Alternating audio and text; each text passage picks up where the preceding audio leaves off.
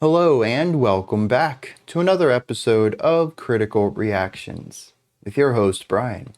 We're going to wrap up this week as we usually do with an album review, going through an entire album track by track, exploring each song in isolation and their part of the larger whole. I don't know the name of this artist. I looked at the first few seconds of a review video on YouTube, which is pretty much the only place that I could find anyone even saying this artist's name. There's no interviews or anything with them. And this person pronounced it as Morgion with a hard G sound in there. So that's how I'm going to pronounce it. If y'all know that that's not the way, maybe you've gone to a concert and this artist has said, "Hey, I'm blank," or "We're blank." Let me know that my pronunciation isn't accurate to the artist's intentions. But that's what we're going to call it today. This is a 1999 album called Solinari.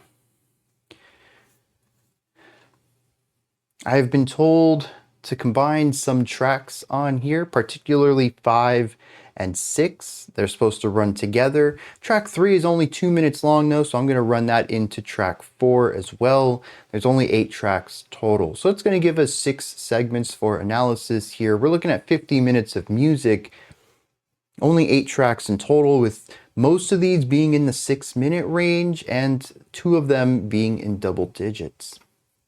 Given the album art, I'm not really sure what to think here. The beautiful script for the title of the album and the tasteful colors in here. Lots of reddish purples. I love the moon and sun, and like the moon kind of changing in there. It feels very classy, I think. And I would probably guess maybe jazz or modern classical out of this.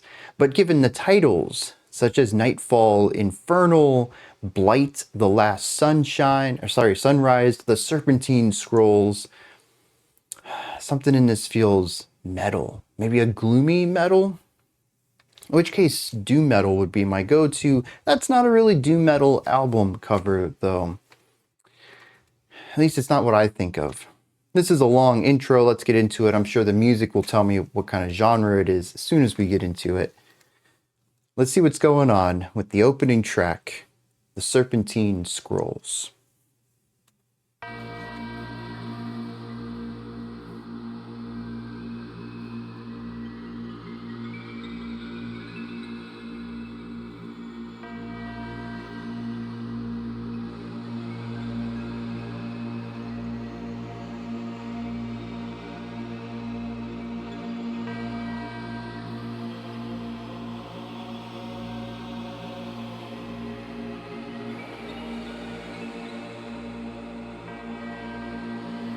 Very atmospheric. It's quiet, but we have vertical bells, we have a choir.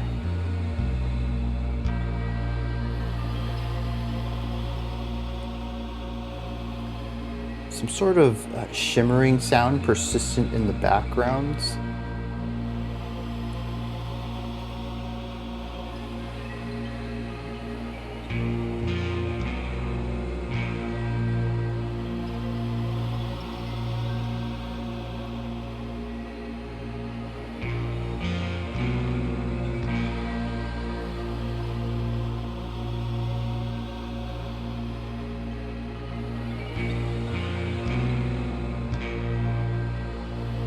Very slow 4.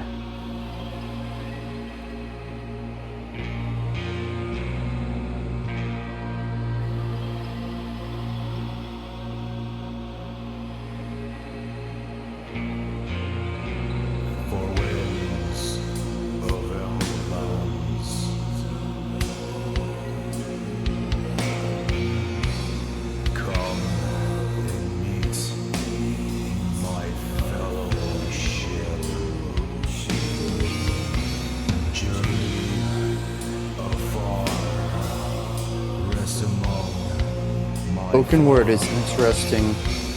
We're looking at about 52 BPM. Certainly on the slower side, it's less than 1 per second. but not quite the slowest we've heard, which I believe was a low 30 in some funeral doom metal track. Oh, the bass part's expanding, drum part does a little bit of expansion.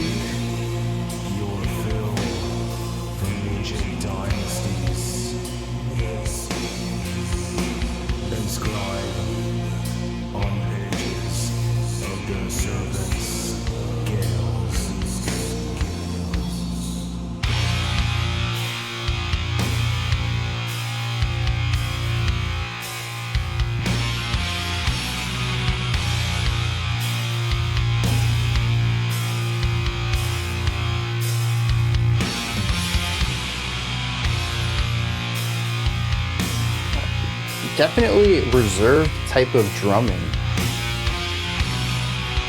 Mostly bass kick and cymbal. Only snare really in the final quarter of the pattern itself.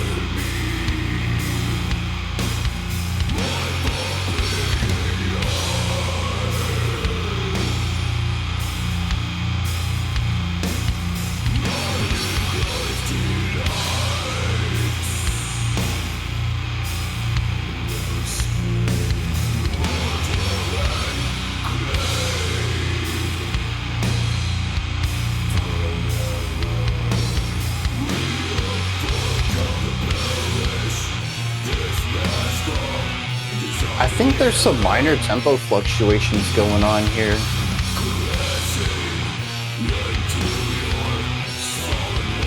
Very buzzy guitar tone.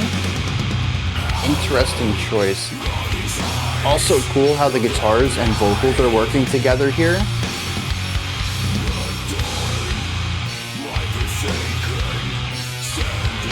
Those little moments when you just get the guitar, very cool.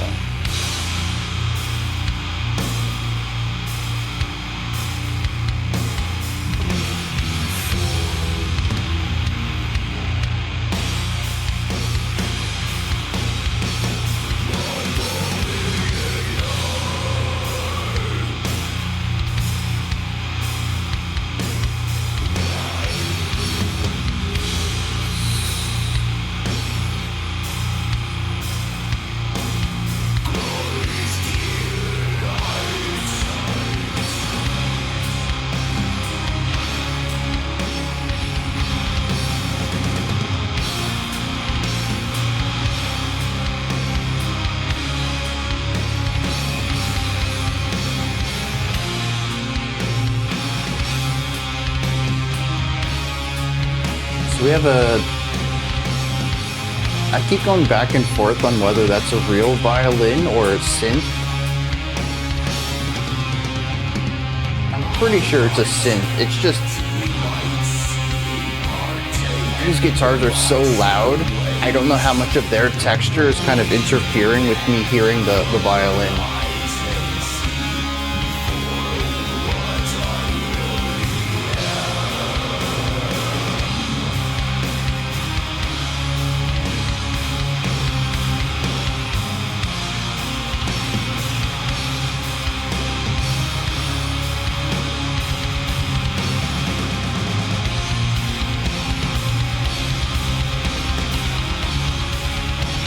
Cool arpeggiation over here.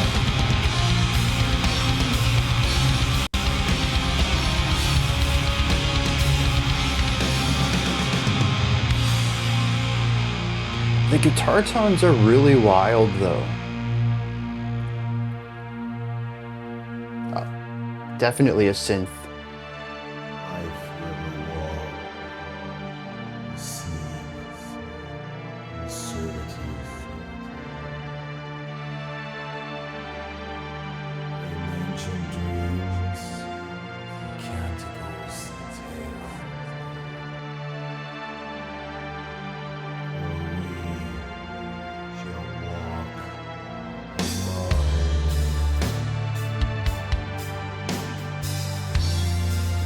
Very moody.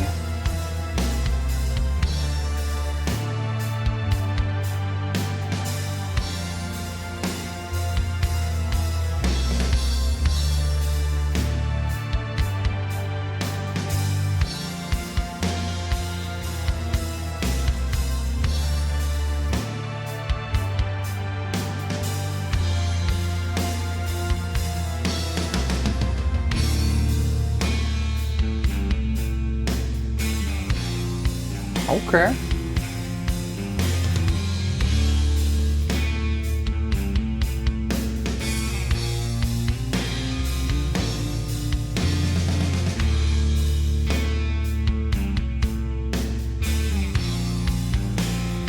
I love how we have a simpler and a more complex idea that just interlinks so well and harmonize with each other.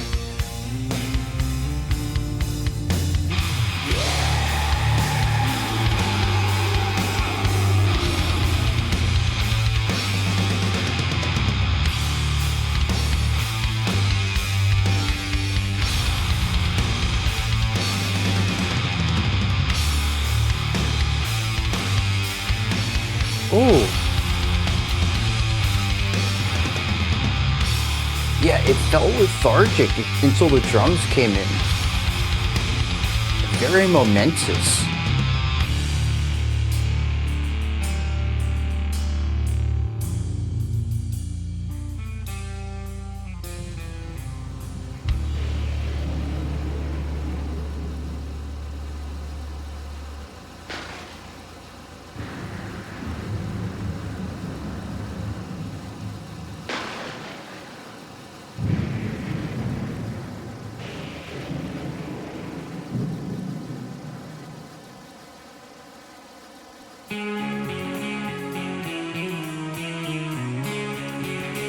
A little folk influence in here, but there's not a lot of time left. Is this gonna go into the next track?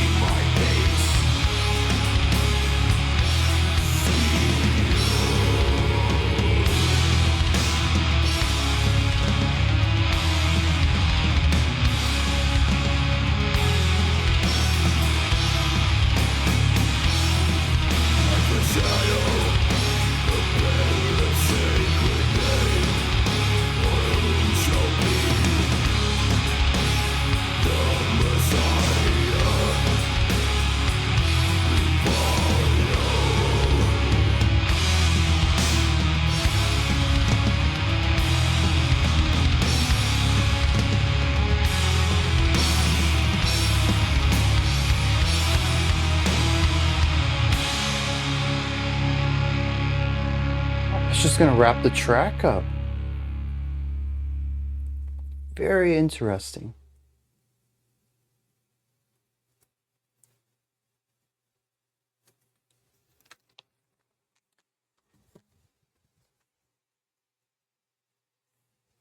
I don't know what to think of this yet. I'm glad I'm getting more than one song here, because as typical with doom metal and doom metal adjacent works, they really are 3 to 4 minute songs, just really stretched out, usually due to a slowing of the tempo. And we certainly had some slower tempo ideas in here, sitting between 50 and 60 BPMs consistently in this track. Some of the earlier stuff in the song was focusing on the slower side, but once we got into the first main metal section, I guess it was like 3 minutes in, we were up to a pretty decent 60 BPM, almost exactly. Well, it was like bouncing between 59 and 60, but pretty much one beat per second. Still not a brisk pace, but certainly quite a bit faster than where we had started. And so when I think about this song, I really think about it in 3 or 4 chunks. It feels fairly linear to me, but despite the 10.5 minute length for this, there really isn't 10.5 minutes worth of music to discuss, at least not in the same way that a 10.5 minute prog epic might have, a whole list of things to talk about because it goes through 18 different ideas or something like that.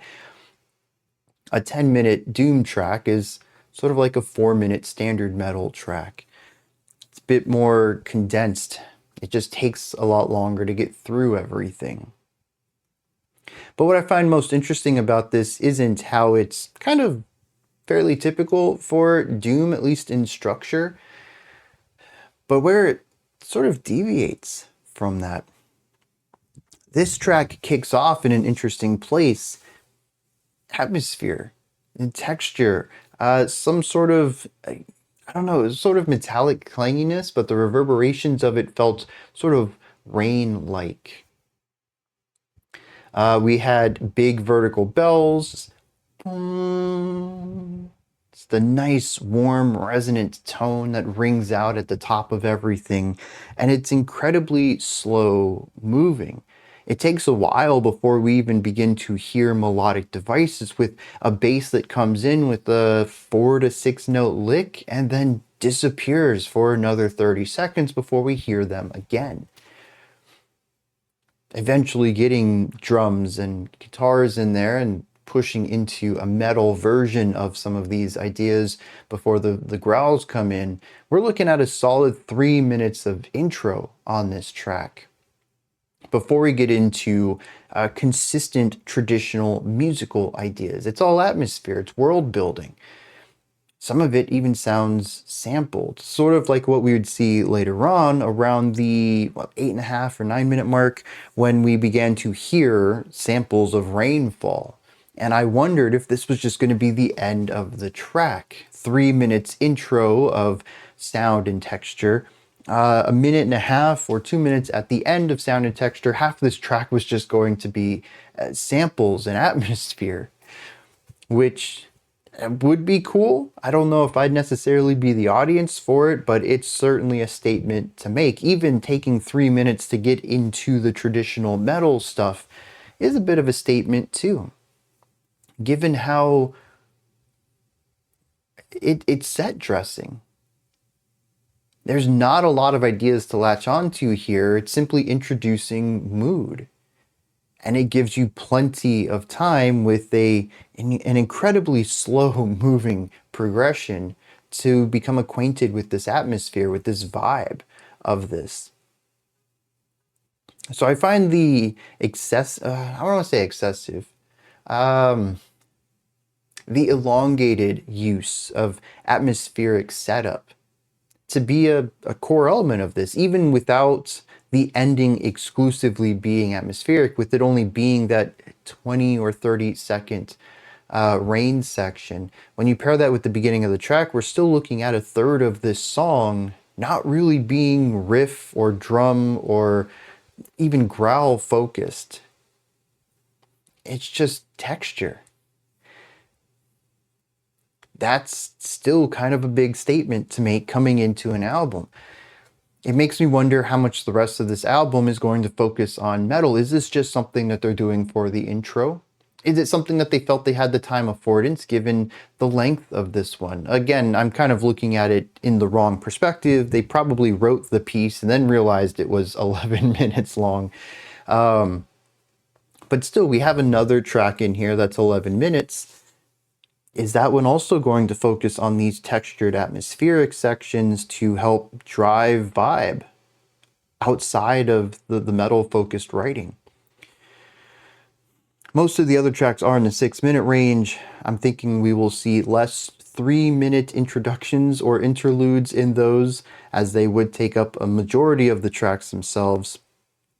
And I'm certain that the final 2 tracks, being just 4 minutes and some change, they're going to be more riff focused than this intro track. But they could surprise me too. It could be a bit more of an experimental type of doom metal. So right off the bat, I'm already kind of interested. Doom metal is one of the, well, actually it is the extreme metal genre that I have the largest affinity for. Black metal, I think y'all know my piece on that by now. And death metal tends to be a bit too extreme for me. Doom metal is very vibey. I think it lines up well with post-metal and post-hardcore. No relation to the post part there, just those tend to be genres that work better for me. I'm a post-hardcore kid at heart anyways. And so some of the more atmospheric components of doom metal and the heavy atmosphere, they just tend to click with me a little better. The extremities don't feel as extreme to me. But I will say that the slower tempo of doom metal is not always my speed. And here it definitely drains on me a little bit, but I did enjoy the general pacing of it. While moment to moment feels slow, honestly, I don't think this felt like a 10-minute track.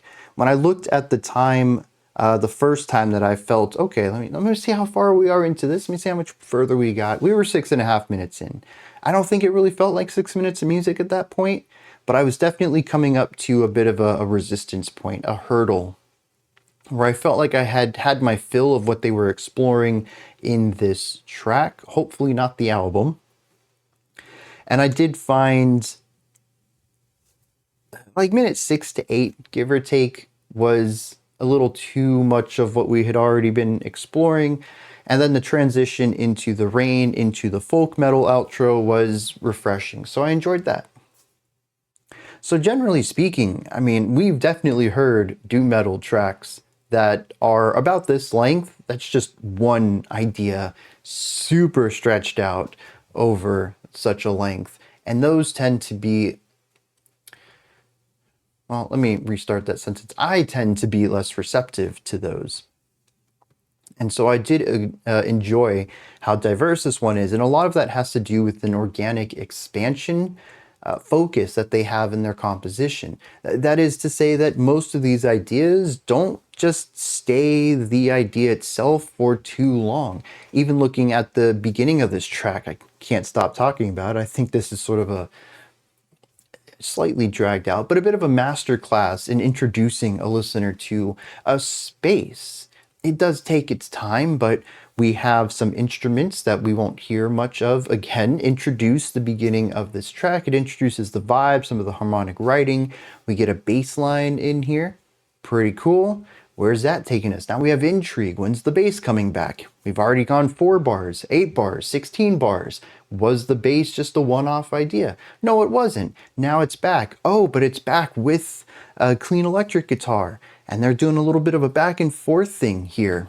And then we have an electric guitar coming in, and it's buzzy, dude. And it's playing what the clean electric was playing a second ago. We got a little bit of texture swapping here.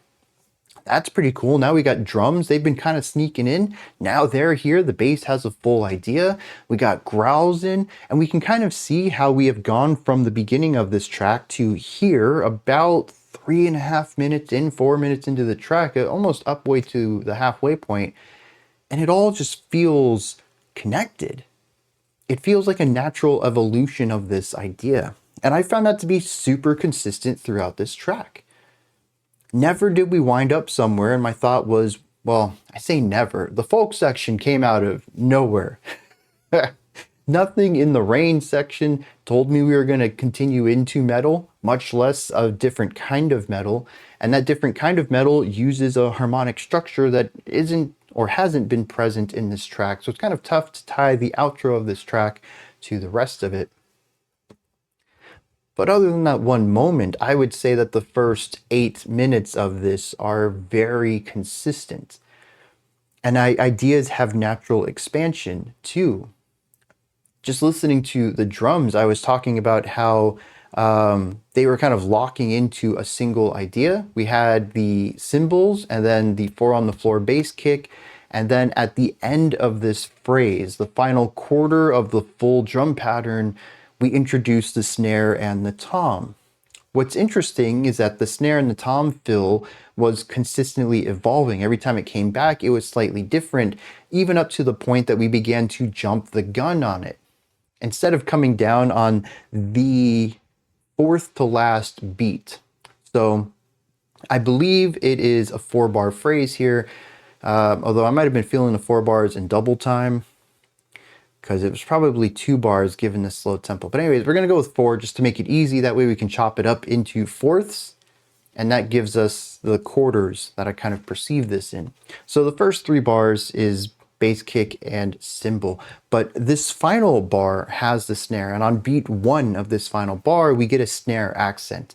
It is a bit of an awakening. It sounds like a thunder crack. It draws our attention to it, and from there we kind of move into the toms across the kit itself.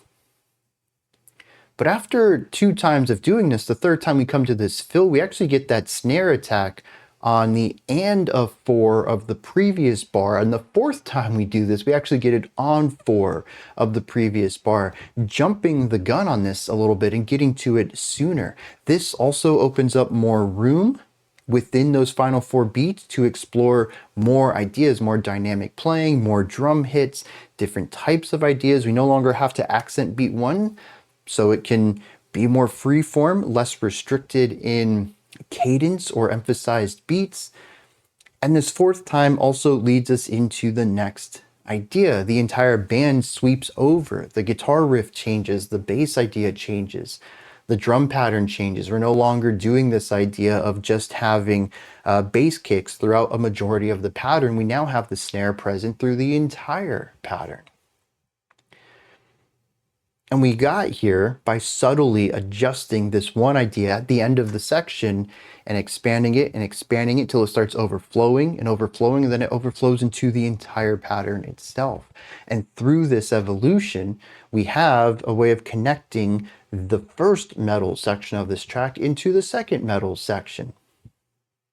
The guitar riffs also follow this, a bit less consistent, but you will hear that the final time that we explore a riff, because a lot of the riff writing tends to be very repetitive, either 1 or 2 bar phrases, which again, within this tempo are kind of stretched out. We're still looking at several seconds. Whereas a 2 bar phrase in a more traditional speed of metal might only be a second or so, and it can get really repetitive fast. Here, though, it is stretched out over a few seconds, so it doesn't feel like it's as repetitive as a 1 or 2 bar phrase might be. But we tend to stick with this one lick over and over and over, with some variation maybe on the 4th or 8th time through it, just to create some change. A bit of a punctuation at the end of this phrase. Even though we're restarting it, it is a fresh idea in a sense. It's not just the same concept over and over and over. But usually on that 4th or 8th time, there will be some subtle variation to it. And sometimes that variation will affect the repetition, or it will lead us into the new riff. Sometimes it's not what one guitar does, but what the other guitar does. Because quite frequently we'll have this guitar which is more active and this guitar which is less active. In a way, you could call it lead and lead 2. I don't know if you necessarily go lead and rhythm like rock typically has. Neither of these guitars are doing anything that I would consider rhythm guitar. None of them are purely rhythmic in any way, but none of them are functional or foundational or purely harmonic either. So this subtle evolution is consistent in the bass, in the guitars, in the drums, and it honestly makes the song feel uniform. Uniform's the wrong word. Interconnected, I think, is a better way of describing it. When we get to a certain point in the track, I can look back at the path that we got here from and say, yeah, all this makes sense. I can clearly see the first section and how that evolved and transformed into where we are now. This is something I really love. Smooth transitions, foreshadowing, evolution. It allows the music to feel consistent rather than a chopped up sequence of vaguely close ideas. A lot of metal tends to feel that way to me, where the verse is very different from the chorus, and that's just it. Verse, chorus, solo, chorus, song over. And this, it's kind of tough for me to say where one section is and another begins, because there's so much subtle variation and change going on along it that it really is just one idea for 7 minutes that constantly is iterated and expanded upon. It's more like, I suppose, might be a little bit of a strange comparison here, but it's a little bit like classical writing, which does have motifs and ideas in it that can be viewed as sections, but generally, especially to an average listener, it's just going to feel like one long exploration. And that's what this feels like to me more often than not.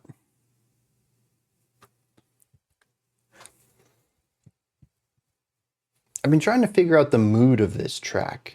I think when I look at it harmonically, when I think about the chord progressions to it, it is slightly dreary, but it's not overly negative in the way that doom metal typically is for me, especially funeral doom, though I don't quite think this is funeral doom. But I think that's a really good example to typically just kind of point to. If you've listened to funeral doom, it is heavy, it is depressive, it is dark, it is dreary. Like, you can just feel all of this. It is oozing these darker emotions.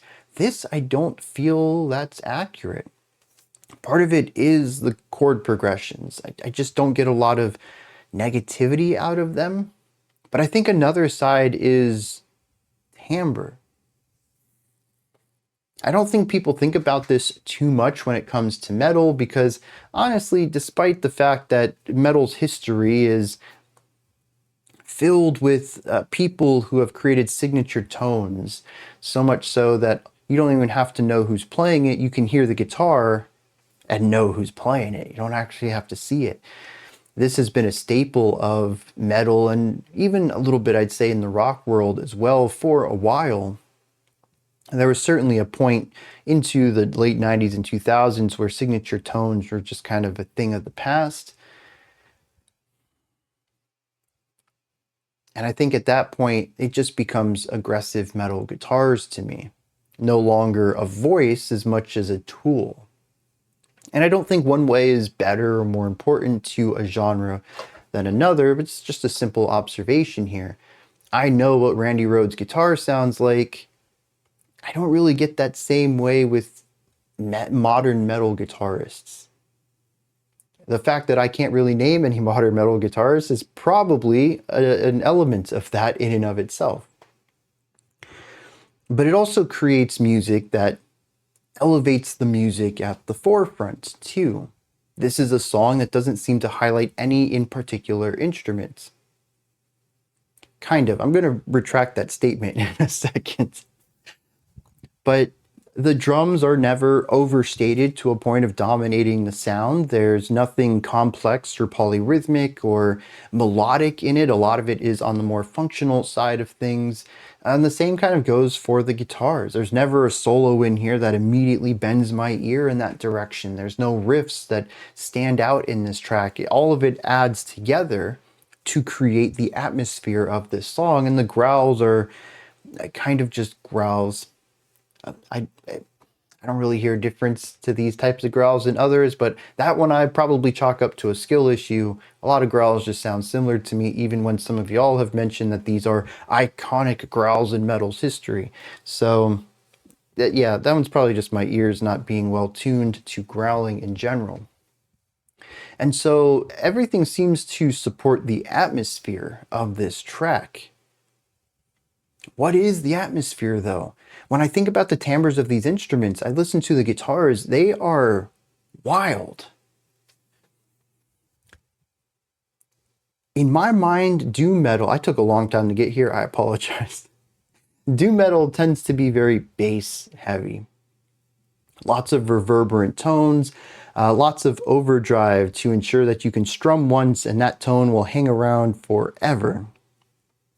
Really emphasizing a lower end to it. Not necessarily removing the higher end frequencies, but really focusing on the lower end. You want that weight. You want that large size. You want it to fill the entire sound sphere of the song. That's not really true here. These guitars sound like buzzsaws. And the more I think about it, the more I think that they are closer to a saw wave than anything else. They are kind of bright and buzzy. There's an electricity to them, despite the fact that they are played slowly, despite the fact that harmonically they're looking at heavier and weightier atmospheres. The timbre of these instruments are electrifying. They feel like they want the song to push forward, and honestly the drums lean in that direction at times too, but generally speaking this is a song that is heavy-footed. It is not interested too much in having a quick pace to it. And yet these guitars sound like they have so much energy to them. To me, it almost feels conflicting. I'm sure I'm going to adjust to it over time.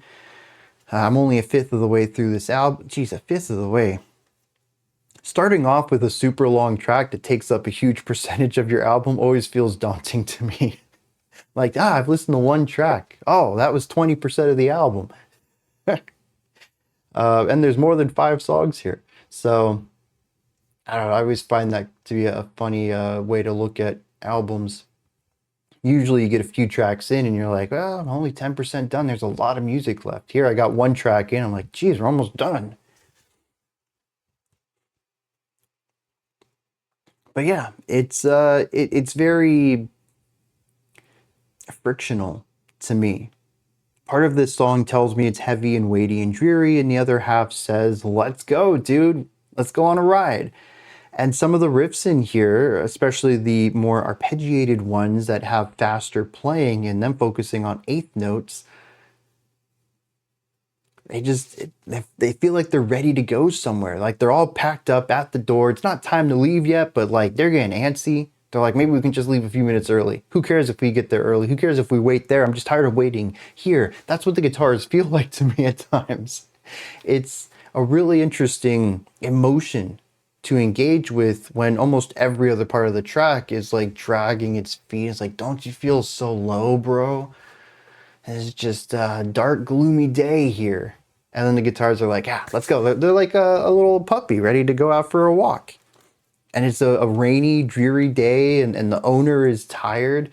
They just got out of work. They're exhausted. They don't want to go for the walk, but man, this dog's raring to go, dude. And that's what the guitars feel like in this track. And that's the friction I feel while listening to this. It's very interesting. I don't have much to add to the vocals. They're well done, well enunciated. I'll give them that. But they're still just growls, mostly monotonous. I wish there was something melodic to them. I wish there was layers to them. Anything to make them more interesting to my ears. Oh, on the topic of the guitars, they're prominent in the mix. I wish they weren't as prominent. That's the only thing that I feel that there's any imbalance here, that the song does promote the guitars in any way. I don't think the parts they're playing really need to be that far in the spotlight. They're not interesting enough to lead the song, but the mix puts them there. And that, I don't think it detracts in any way, but it is a little awkward. Let's hit some lyrics on this and see what's going there.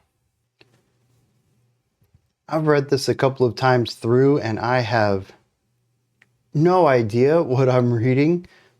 It feels like an introduction to something larger, sort of what would you call a prologue, if you will. We have a narrator who describes some stuff. 4 winds of emerald lands come and meet my fellowship. Journey afar, rest among my flock, and shelter the serpent's egg. Among the shores I gather Netherlands, seek into the marble waters flow. Drink your fill from ancient dynasties, inscribe on the serpent's scales. Bring before me my forbidden lore, and writhe in its glory's delight. So we have this serpent's egg that they are finding shelter in.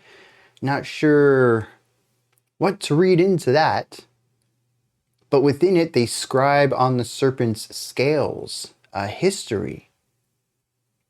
They drink from ancient dynasties. This could be a literal form of maybe drinking liquids, possibly alcohols from years ago. And then he says that he has forbidden lore, and we will writhe in its glory's delight. Nothing positive. The term is to writhe within it. That's it's fairly negative. It says, embellish this mask of undesired will, caressing unto your sullen ways. Hallowed are the eyes of the blind. Adorn my forsaken standard, and bring before me my forbidden love. Writhe in its glory's delight. Hold the light so that I might see, and partake in my sacred ways. Now pull the shade from my eyes and see me for what I really am. I forever walk, asleep in servitude, in ancient dreams, the Canticle's tales, for we shall walk among them. I don't know what the Canticle's tales are. I'm going to assume that this is a text. Maybe it's what we're going to be exploring. Maybe this is a concept album. I do see track 2 is titled Canticle. So maybe this is a frame story. The next few tracks will be the tales from these forbidden lore. Again, everything else feels like it sets this up, but I'm not entirely sure. After a short break, we go to the folk finale, and in here it says, "Between the columns of wisdom, I see my passage and my fate sealed. I foreshadow, bearer of sacred name, who shall be the Messiah? We follow." And it seems as if we're going to move into a story of setting up who this Messiah might be. I don't know. Again, it all feels very prologue-y to me. It sets ideas up, but doesn't redeem the finale to them. It's all set up, no payoff. Or at least that's what I get out of it. There's so many lines in here that seem to either be throwaways or just describing something that's happening now, but not really too much of depth to it.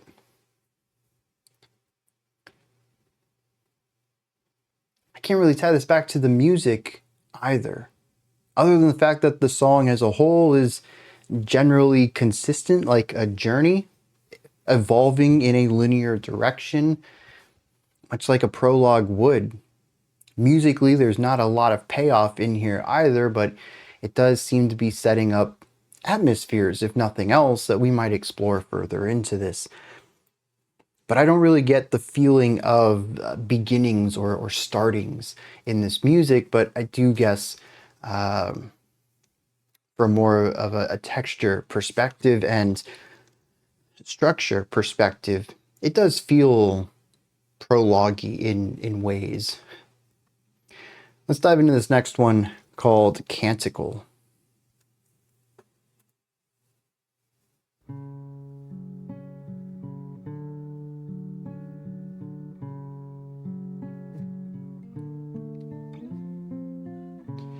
There is tension there, but not really the darkness I expect from Doom.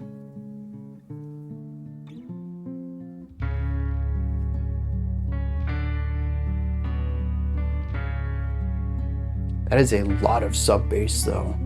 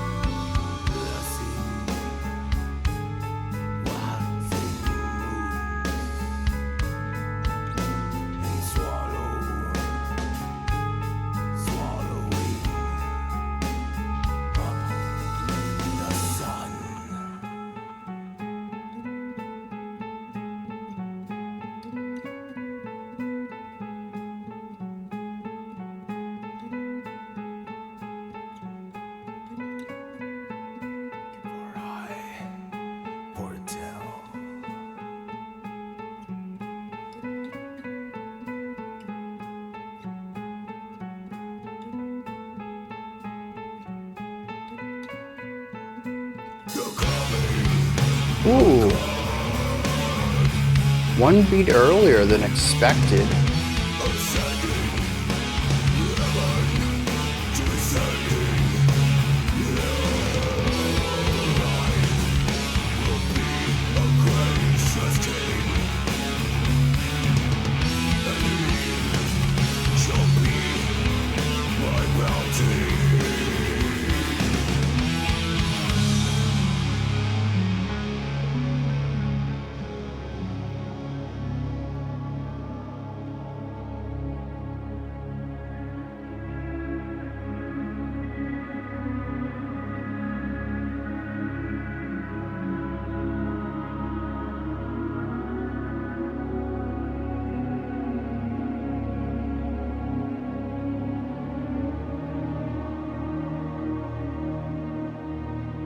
I did like that harmonic lining up.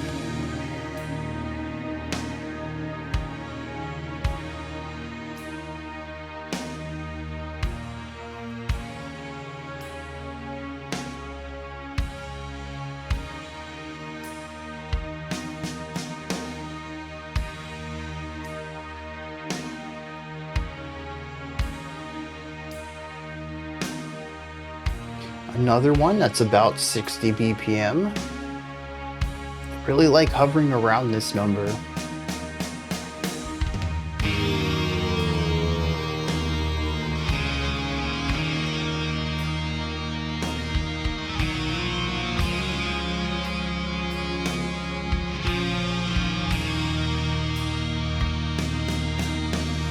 Yeah, hear how trebly this guitar is over here?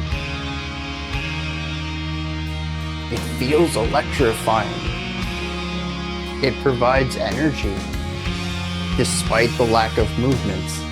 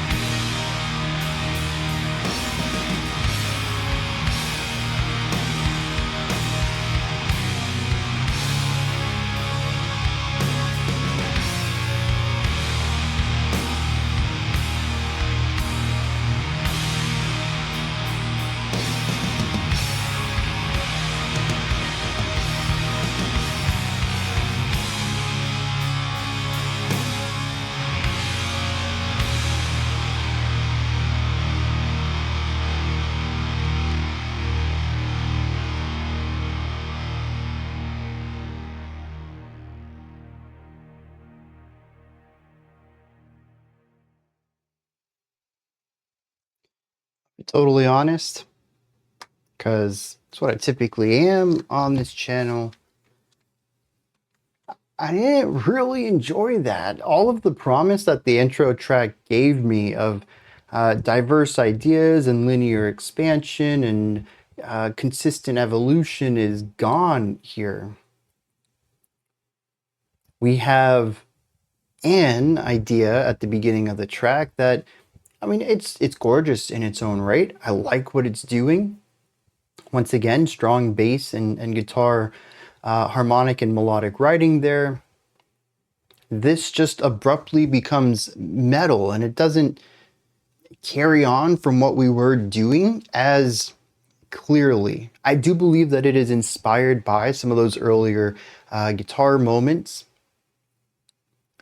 but on the whole, it's more of a quite divorced iteration where the key tones are there because the chord progression hasn't changed, but it's a different riff entirely.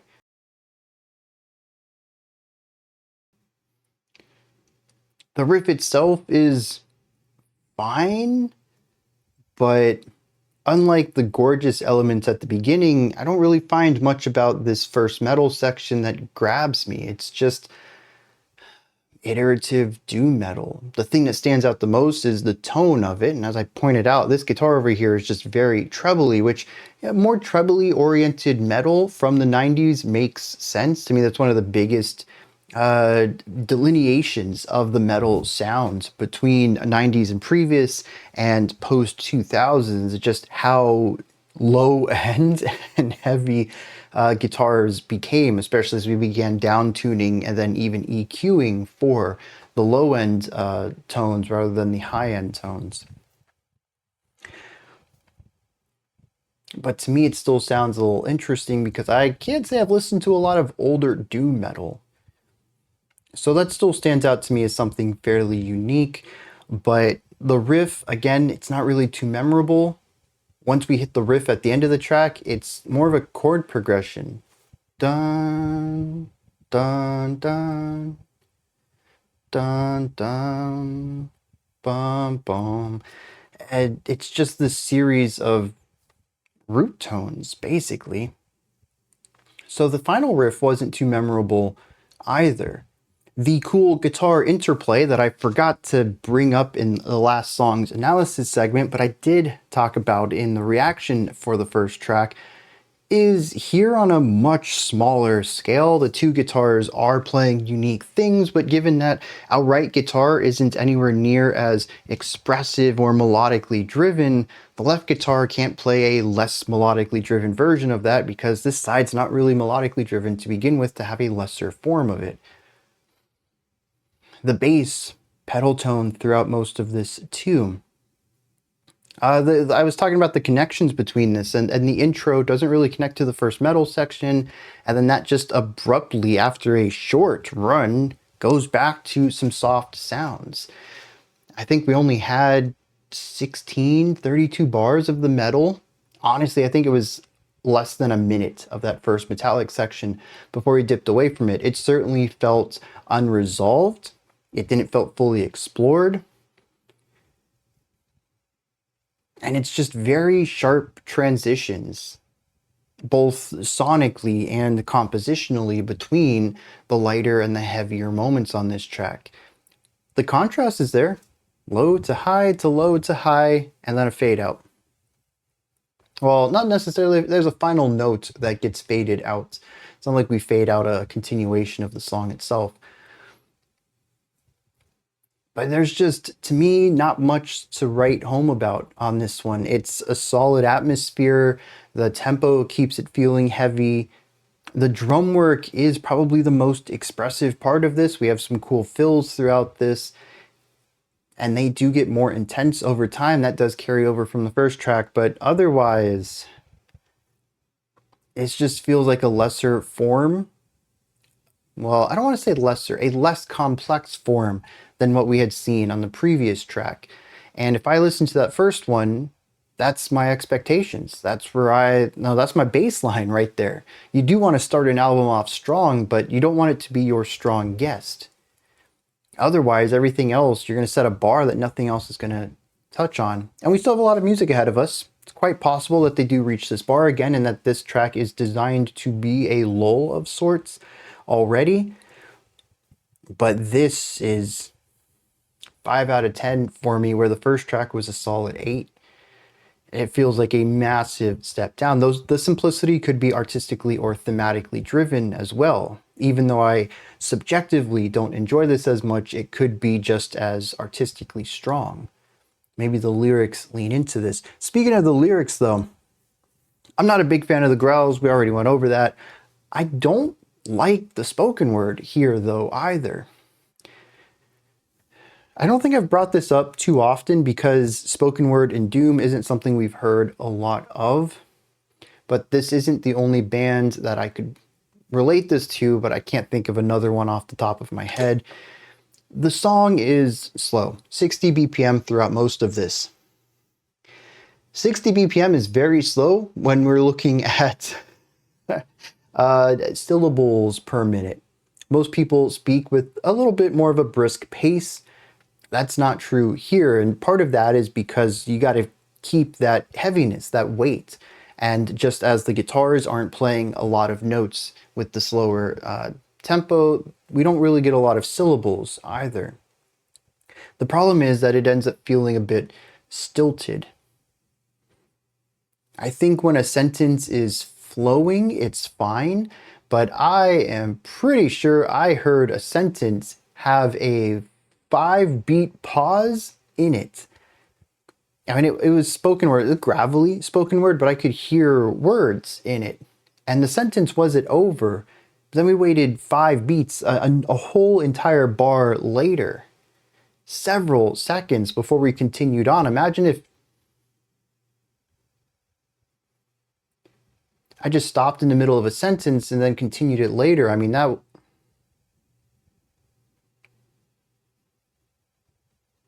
could get a little annoying. And the thing is that when it comes to music, very rarely is vocal work done in a way that is conversationally or sometimes even phonetically accurate. There are certainly singers who emphasize really strange syllables in their song because the music demands a beat there, even though that's not the syllable that would be stressed in that language in normal speech. Music allows for this though. It's one of the cool things about music. It allows us to transform language into something sonically enjoyable. Some people enjoy the natural speaking cadence of people or the natural timbre of someone's voice. There's certainly those people we can listen to forever just because the way they speak and the way they sound is soothing, for instance. Music allows even people who don't have those natural qualities within their general cadence or flow or timbre to get that in a different format. We're moving away from spoken word into singing, into music. This is sort of not benefited by that. It's sort of the opposite, actually. Shifting spoken word into musical cadences feels awkward. To sing in a musical way feels right. To speak in a rhythmically spoken way, such as poetry, that works. But to speak in a musical format kind of doesn't make sense, or at least it's more difficult to find natural or fluid because so much of it still feels like speaking. Especially when the speech is as slow and semi-monotonous. As I've mentioned in previous videos, speech is not monotone, not generally. Even the least exaggerated, least animated people still have ups and downs to their speech. When someone speaks to you like this, taking their time to say words in just one pitch for an entire song, it just ends up feeling stilted. All I could think of while listening to this was, dude, just add some words into those spaces. Be a little bit more verbose. It wouldn't naturally work if you were writing, I don't know, an article or a paper or something. You definitely want to be a bit more concise, but here the music demands it. The space isn't adding to the music, and the heavy amount of space between your words in a single sentence feels awkward too. So from a speech perspective, it's weird, and from a musical perspective, it's not benefited. And the more I listened to it, the more awkward the spoken word felt to me. And I want to attribute an artistic perspective to it. Maybe he is so overburdened emotionally or physically that it even renders his speech stilted, lacking the energy to finish sentences until finding that energy to continue on. But I don't really feel like the music enables that reading too well. And part of that may be on me too. This doesn't feel very doom metal to me. A lot of that has to do with the production, which is just from a different era. I'm sure there's plenty of 90s doom metal that sounds just like this. I've just mostly been introduced to more modern doom metal, which has a heavier, darker, lower end sound that feels heavier and more crushing than something like this, which has levity to it comparatively. But that's not fair to compare it anachronistically to stuff that would come later to it. But that is where my sensibilities and my understanding of doom metal is. I certainly need more experience with some of the older stuff within this genre.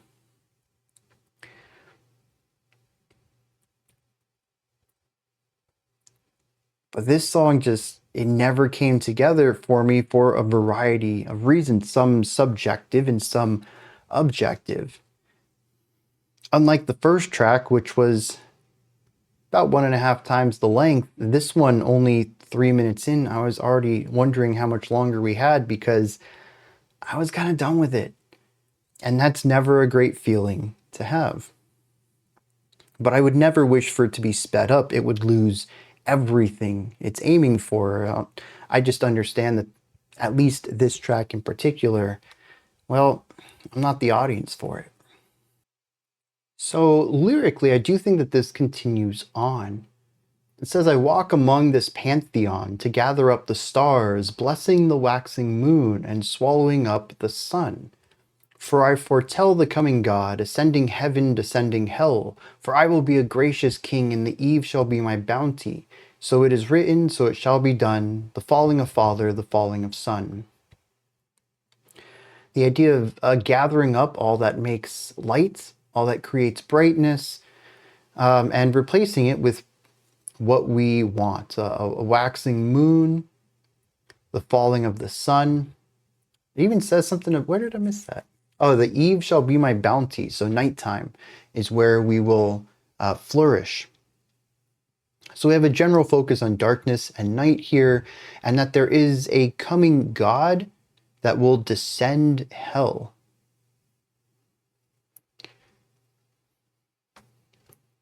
I guess we got to get further in to see where this is going. I didn't really catch most of this in the music, but I suppose as, I don't know, a bit of a lore drop here.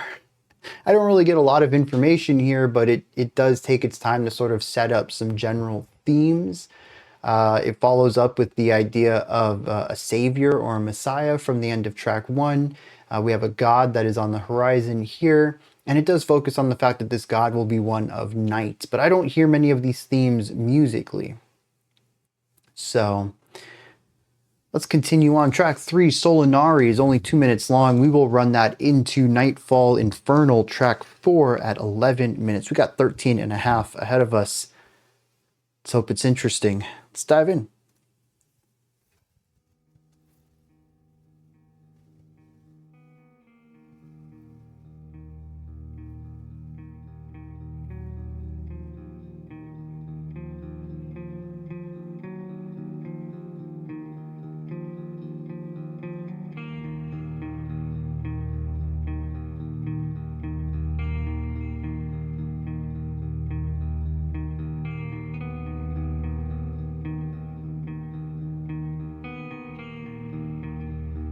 A little brooding. Actually, I think brooding is a good word for this album so far. Not really melancholic or dreary like Doom can be, but definitely brooding, that darkened vibe overall.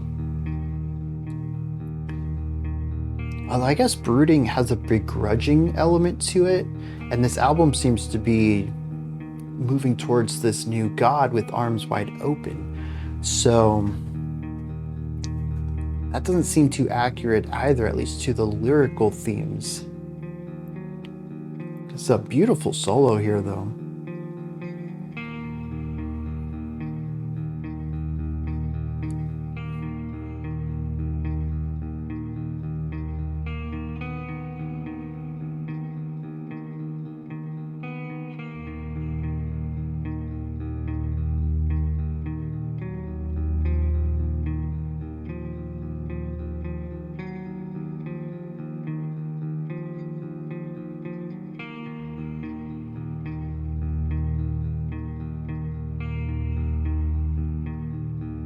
once again, really good low-end bass work.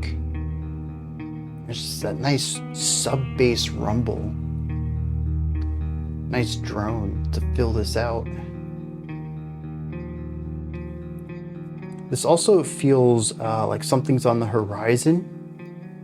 A preemptive warning, possibly.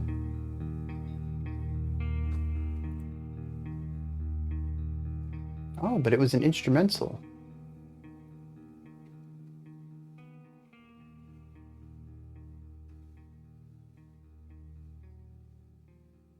I figured the shorter runtime it'd run into the next track, it'd act as an intro, especially since it didn't really do anything on its own.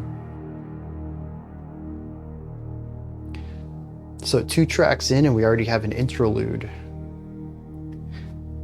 All right.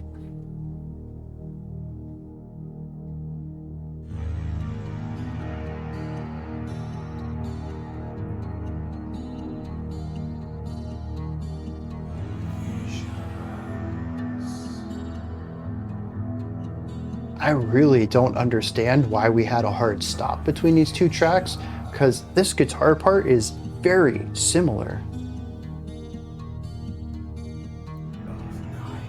Same chords, different riff.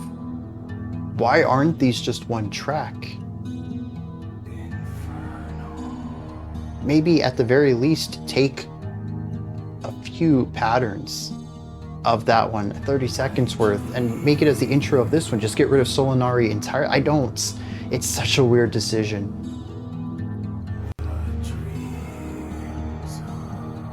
The whispers are eerie, but Solinari still feels like it was gonna be an interlude, and then they wanted to keep it as like an intro idea to this one, but then they wrote a different intro guitar lick, so then they made it its own track instead of cutting it. Wait, okay, at least the riff gets reused, but another fade out on an intro riff. Very bizarre choices here.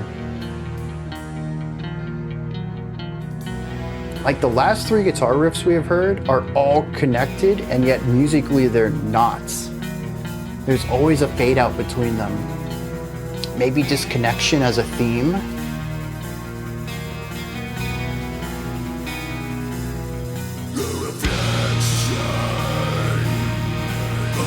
I like the ornamental guitar over here.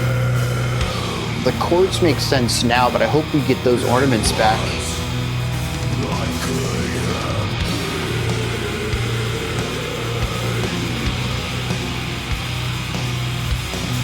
Yeah. Lots of energy with that hi-hat over there.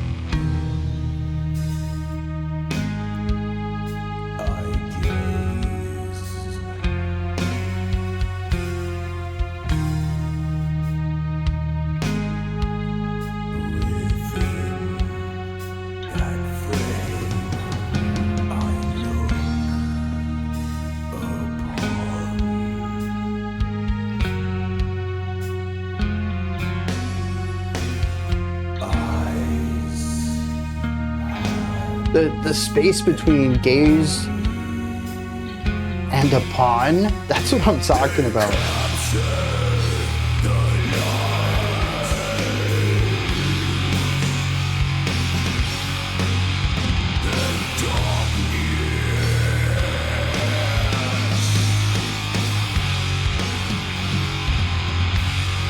Cool drum fills though.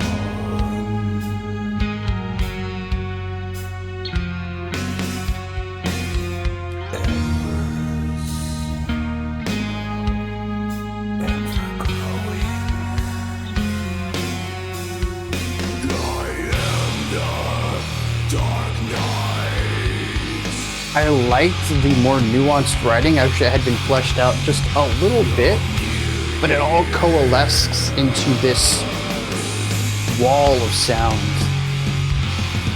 And the drums take over as the driving force.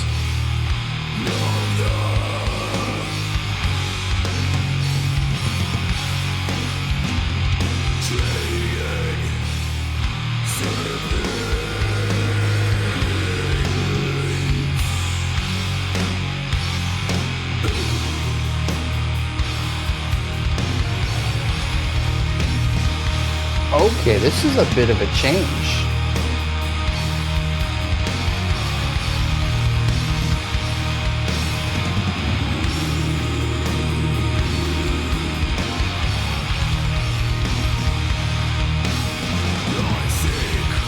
So that faster tempo was 138, we dropped 10, came to 128 here. Oh, we're slowing down again?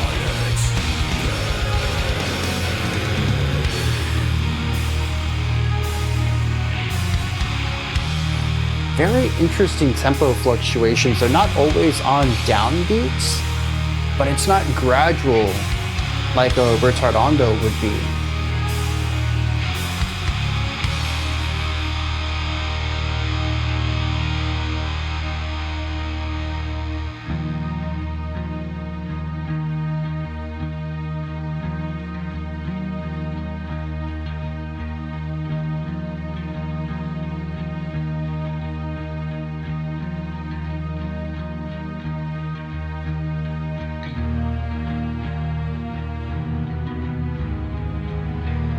Dark mystery as they introduce...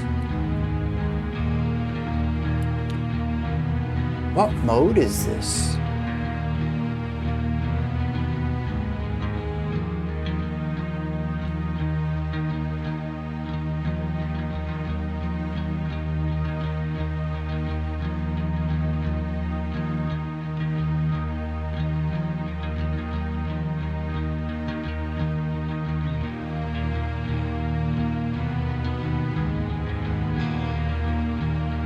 It's a very cool moment, though.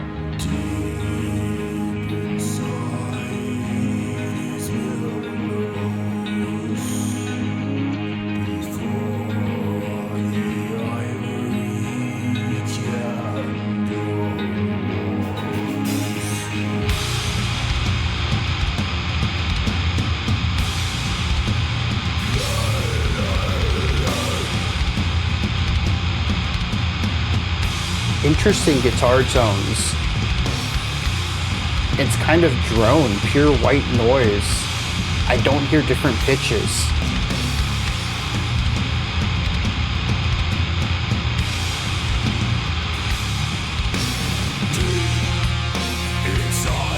There we go. They escape that static prison.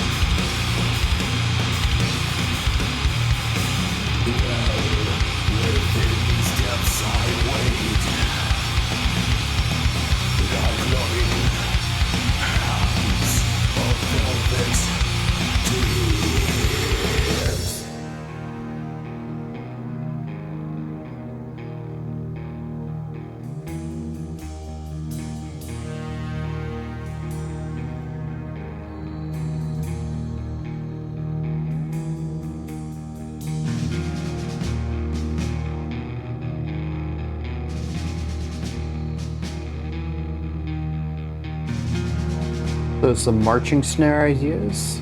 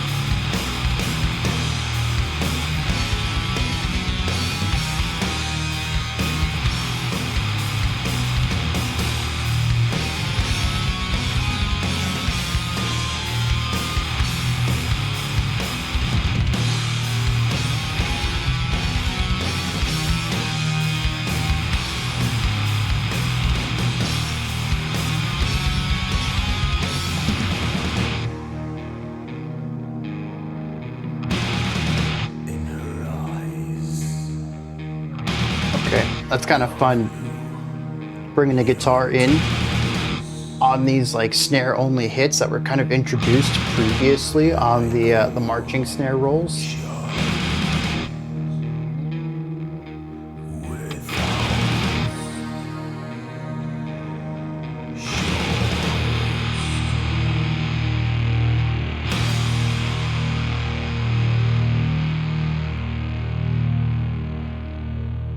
Oh.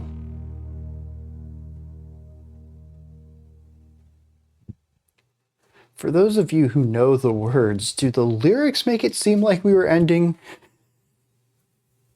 The story that I got from the music did not. And while I knew we were coming up on the 11-minute mark, for some reason I thought we still had like 20 seconds left, another pass through of this general phrase, where the final time through it would give us some harmonic direction towards ending, maybe not necessarily resolution, but finality at least. And we didn't get that. So I was actually really taken aback when we kind of lost direction. There's just this note fading out.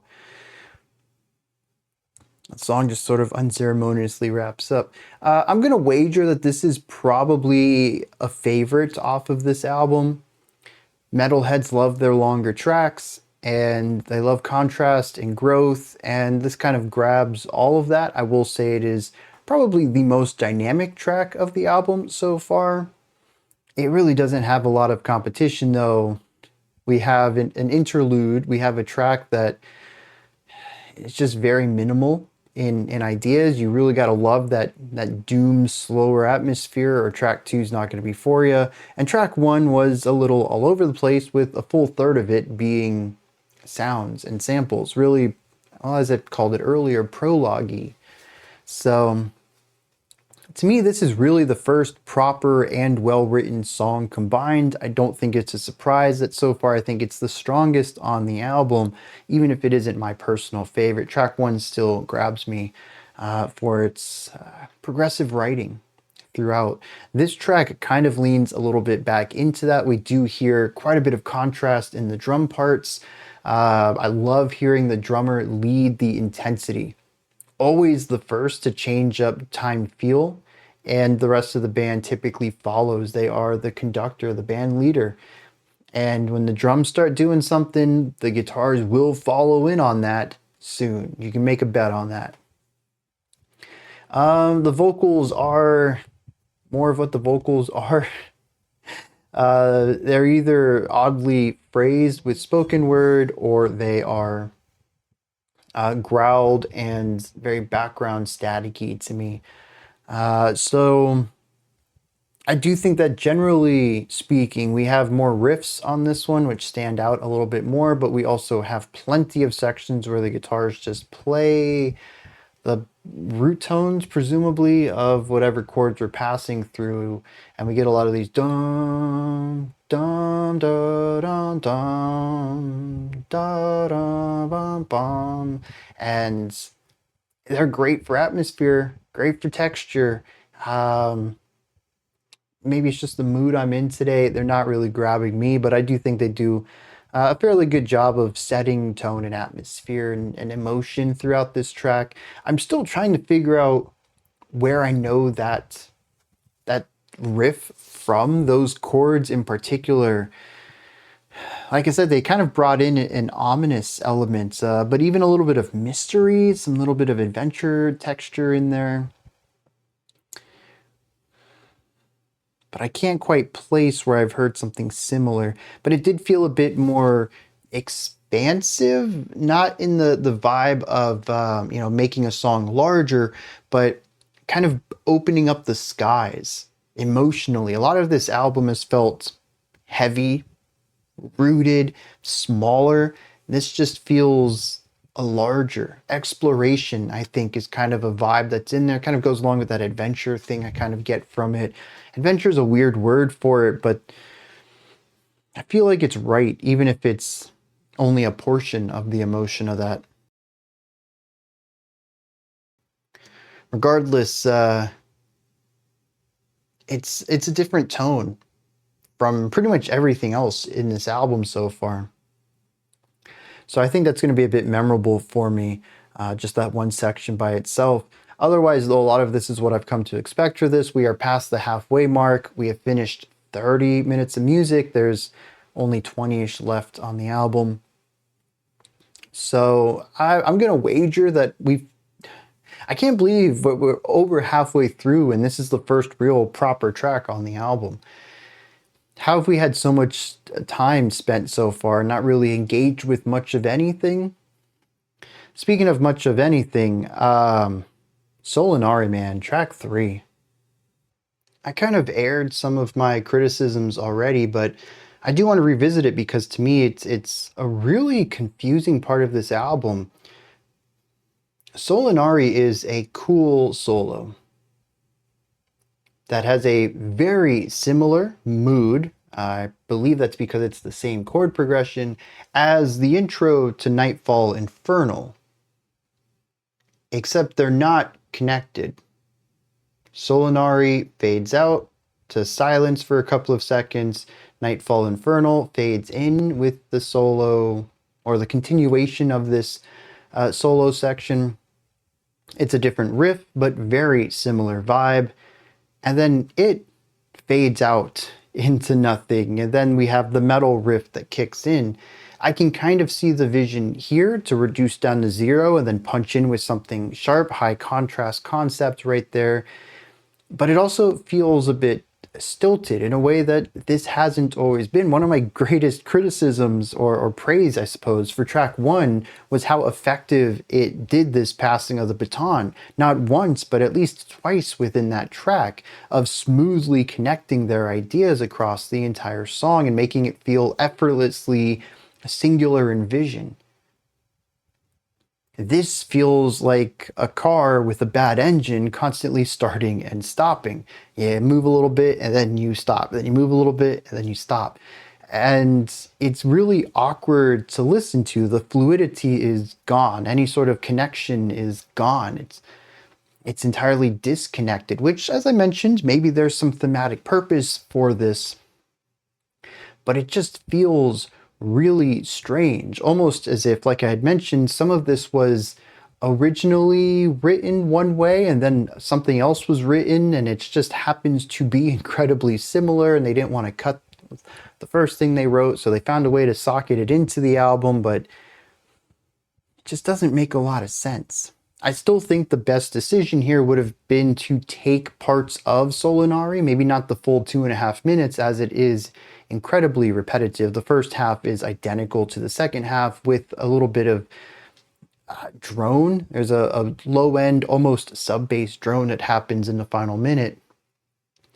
But other than that, the guitar part is identical from the first half to the second half. So maybe only take 30, 45 seconds of it and socket that to the beginning of Nightfall Inferno, remove the transition, just have this guitar part shift into the new one. It doesn't even need to be a smooth transition, just move from one to the next where some of the strings are still ringing out, making them feel more connected. Then you have this natural progression into an evolution of this sound, so we have iteration baked into it, and then remove that awkward silence from this second section into the electric guitar. You don't even need to, again, you don't need a smooth transition there. Just have this part be the acoustic and then this part be the metal. And we have the passing of the baton in that manner. And all of this could have been made into something cohesive and singular in vision, and instead it just feels incredibly stilted and jagged in a way that makes no sense to me. And again, it's so strange after coming off of the masterclass of track 1 to hear them do this. I really want to give them the benefit of the doubt and say that they did it for a reason, but at least right now I don't see that. And given that Solinari didn't have any lyrics, Nightfall Infernals, well, the opening didn't have lyrics either. So the first couple of lines from the first spoken word section, or I don't remember if we growled or did spoken. Anyways, the first vocal section is really going to have to be an immediate explanation for why the last 3.5 to 4 minutes of music have felt so disjointed. given the, well, brevity of this. We're even disregarding Nightfall Infernal. We're looking at almost 20 minutes of music and 20 lines of lyrics. It's just not a lyrically dense track, or album, I should say. I'm not expecting them to take time to explain that. I expect them to continue with this story of this Messiah character. So I don't want to drill that home anymore, but it is just a series of awkward decisions there musically, but also album-wise, track listing and ordering and all of that kind of worked into one. I'd love to know the story behind Solinari and the intro to Nightfall Infernal and why it isn't more connected. A couple of quick things I want to touch on here, not specific to this track, because more or less, as I mentioned earlier, this track just does what I expect from them. Lots of texture and atmosphere and slow movement to create dense atmospheres for the vocals to sing or talk to us in. And by singing, I mean growling. There are some cool riffs in here, but not really a strong suit of the album so far. I will get to the ending of this track. I think that's interesting, but I want to touch on some other things first. The strings. I've mentioned this a couple of times during track 1, but don't think I really dove into it much.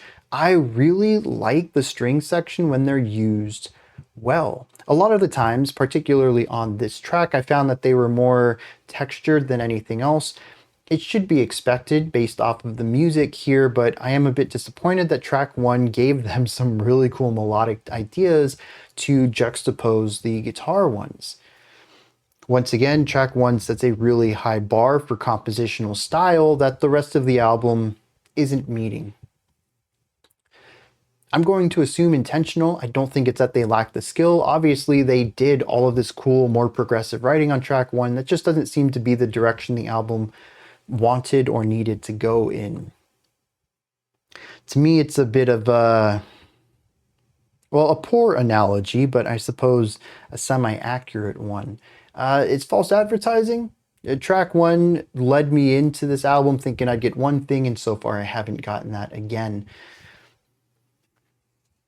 But I did enjoy what I heard there, and just not quite what the album's looking for. But the violin work in there had some really cool moments, and the counterpoint was neat.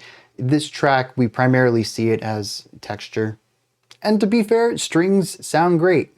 Even though these are, I'm like 75% sure they're sampled, they're really good for digital strings for 1999. So I'll give them credit for that. I don't know what library it is, but it's better than what I would expect from this. We have listened to some like symphonic metal, and specifically I think gothic metal that used synthesized strings from the 90s, and it's always got that very dated synthesized string sounds, very different from modern string sample libraries that we have that are very close to feeling accurate despite being a little too mechanical, not really having enough of that humanity to them. But it's certainly way more difficult to tell them apart today if you don't have a trained ear. And honestly, I fall into that. There's probably a lot of music that I've just, yeah, that's real strings, even though they're not. And technology just keeps getting better. But this is really good for the 90s. Being tucked into the mix probably helps a little bit too. But still, it sounds great. And they sound great in here. As the strings with metal guitars, I don't think that's ever going to be a bad bet. Even if you don't know what you're doing, it's still going to sound pretty cool. And they do a great job at having the strings play additional textures and slightly expanding out harmonic information. But I do feel like that's sort of a sour point for me too. Just subjectively, when I hear violins, I expect stronger writing, and I know that's not fair to any artist.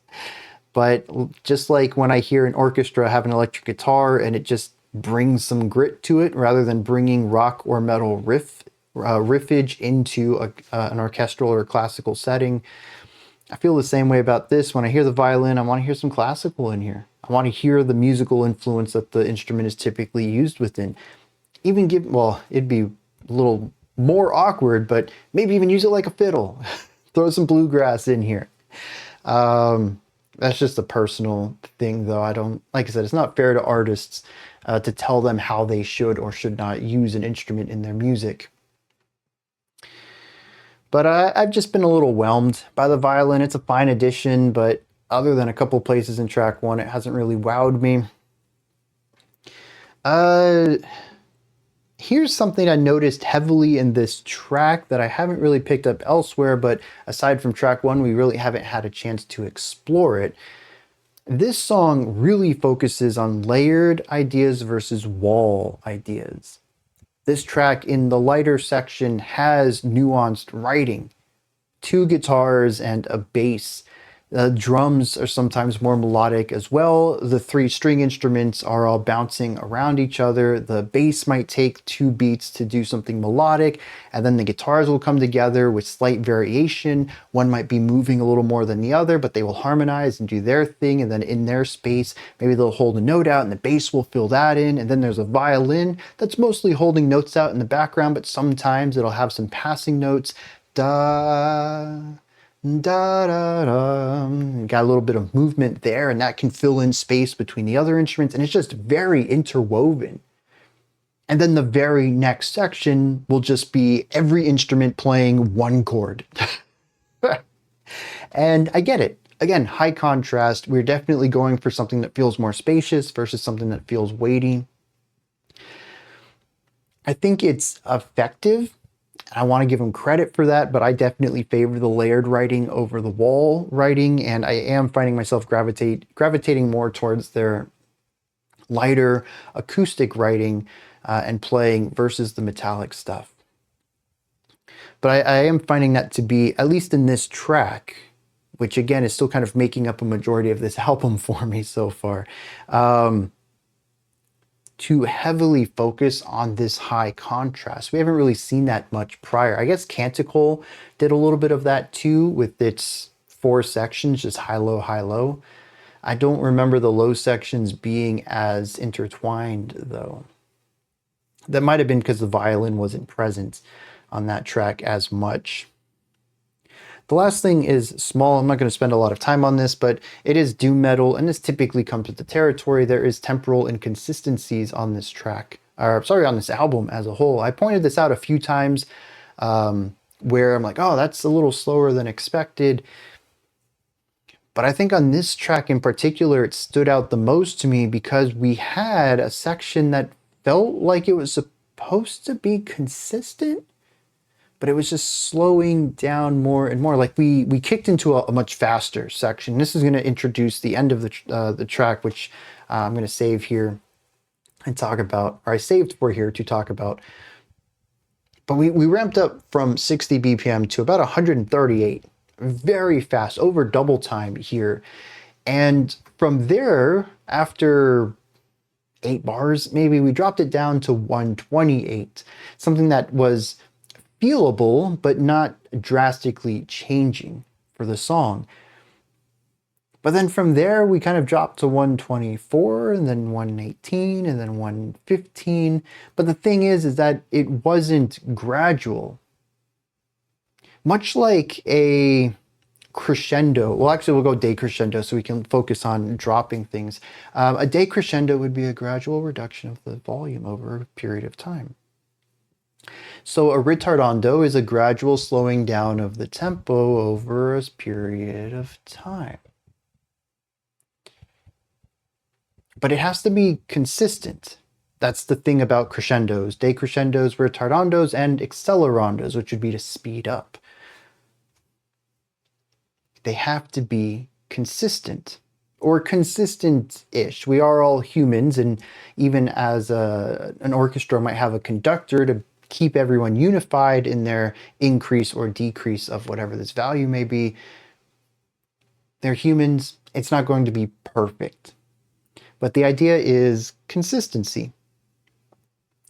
Then we have sort of stepwise where maybe these 2 bars at the beginning is going to be 138, and then these 2 bars at the beginning is going to be 128, and then these 2 bars at the beginning. And so every 2 bars, we kind of drop the tempo down by a set amount rather than a gradual shift. This is sort of stepwise, but it's at odd intervals. Sometimes it's on off beats, sometimes it's on beat 2. It started on beat 1, which made me think that we were doing this, stepwise controlled descent. But it was just started getting random, and it always seemed drum-led, as if the drummer slowed down a little bit, was just dragging a little, and then the rest of the band was like, well, we got to stick with the drums. And honestly, that's the way to do it.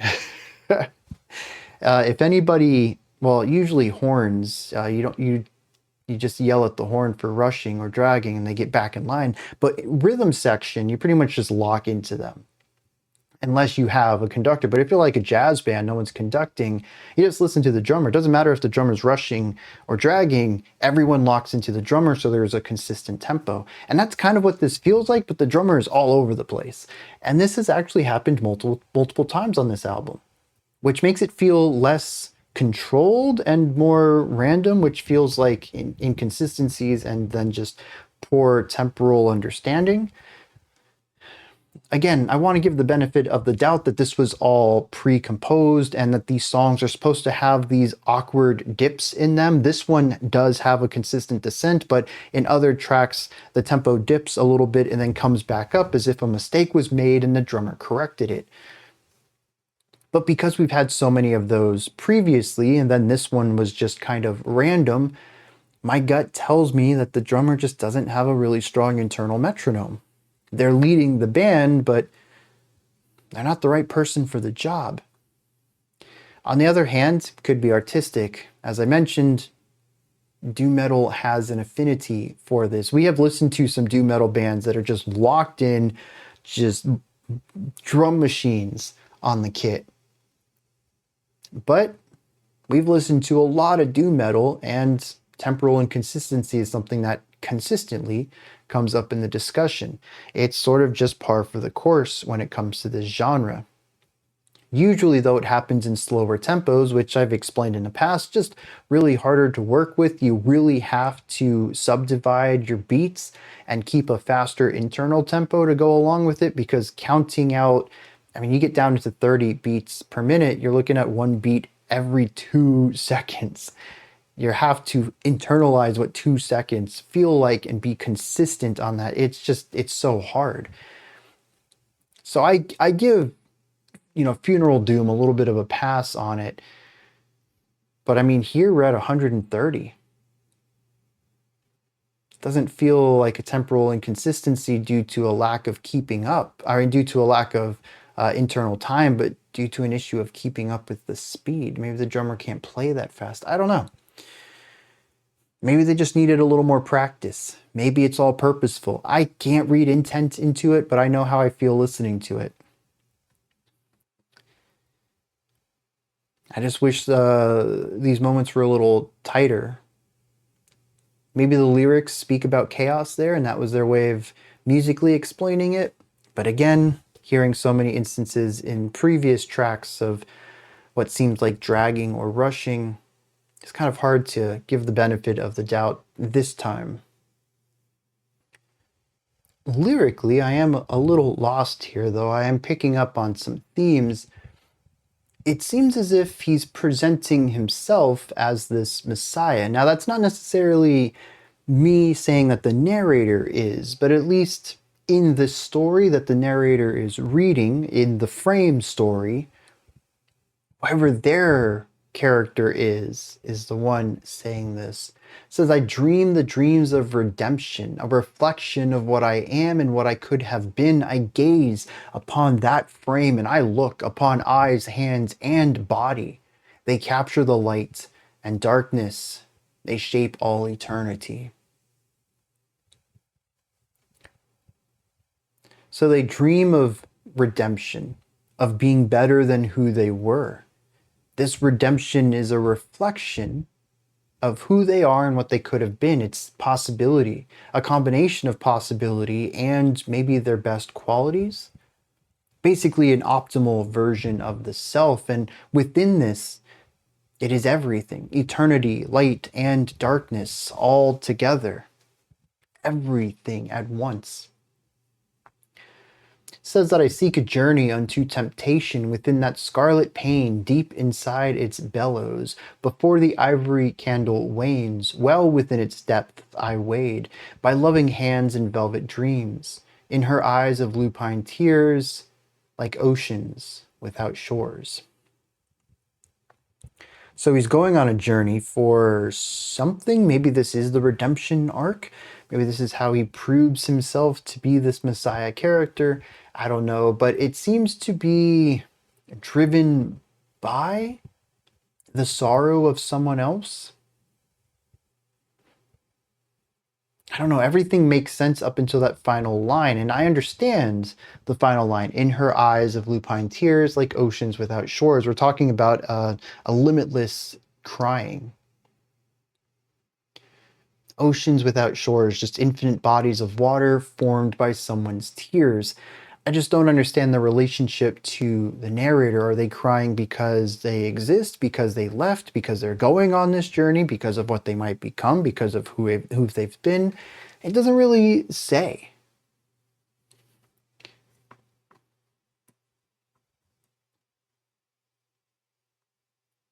I don't know. And of course, none of this answered any of the questions I hoped for. Regarding the tempo, regarding the intro, regarding the disjointedness of tracks 3 and the opening of 4. The story just went on its way, which is what I expected. It's not what I wanted, though. I have been told that 5 and 6 go together. We have the tracks All the Glory, All the Loss. We have an ellipsis after Glory and an ellipsis before All the Loss, which makes me think they go together. Track 7 and 8 is called Blight, and then ellipsis, The Last Sunrise. I wonder if they're supposed to be together as well. Given that they are the shortest tracks on here, besides Solinari as an interlude, both of these are 4 minutes and some change. I may end up running them together too, depending on how track 7 goes. But for now, 5 and 6, we got about 13 minutes of music ahead of us. Let's see what's going on with All the Glory, All the Loss.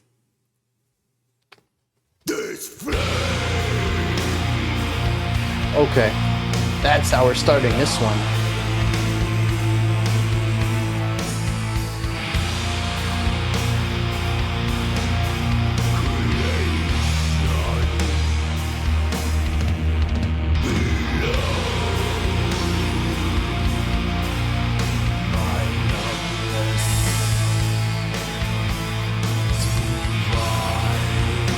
Yeah, he got ahead of the beat again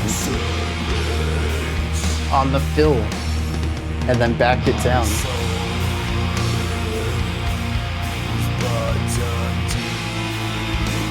Once again, very textured harmonic works from the guitars and bass, very unified in their sounds.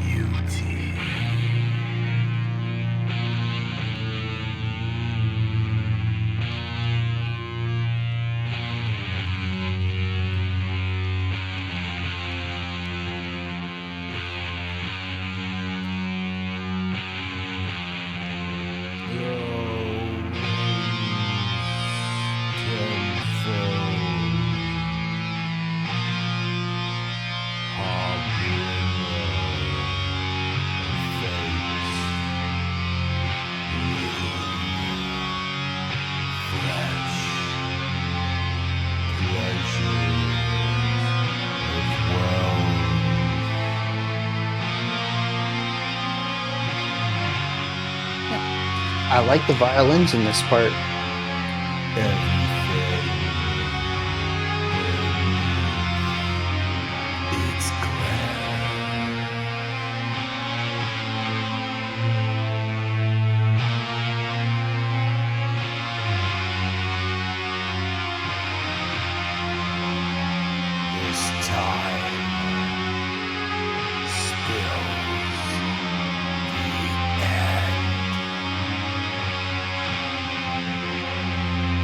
Nothing.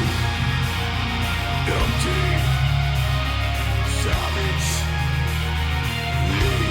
Seeking. This earth. This place. And the flame forever burns.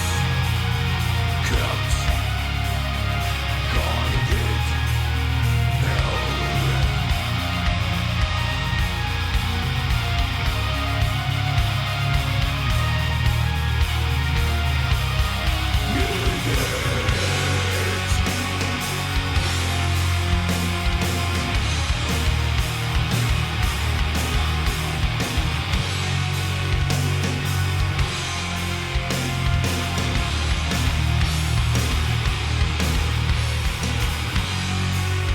We have the pull, the stretch, and then the snap back.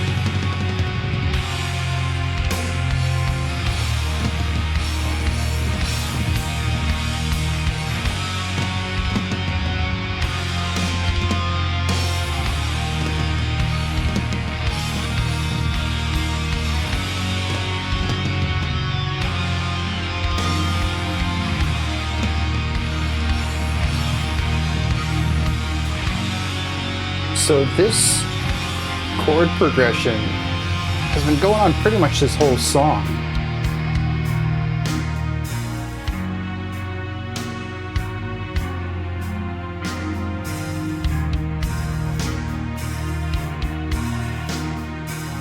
A cool variation though. We have the chord shaping on the acoustic guitar over here that drastically alters the feeling of this without really changing the chord progression, just by adding more notes to the mix.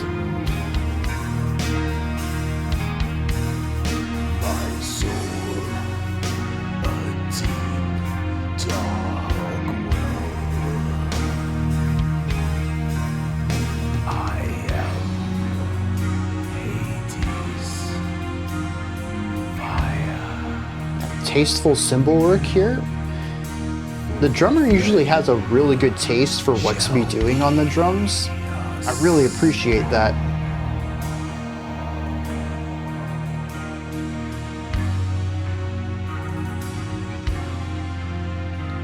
And this elongated ritardando is very effective.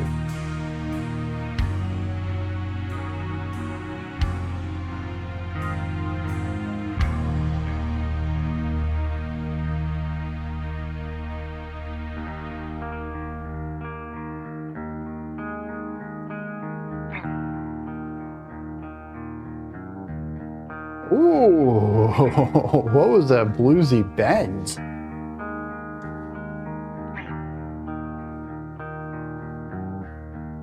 Yeah, dude, I'll take more of that.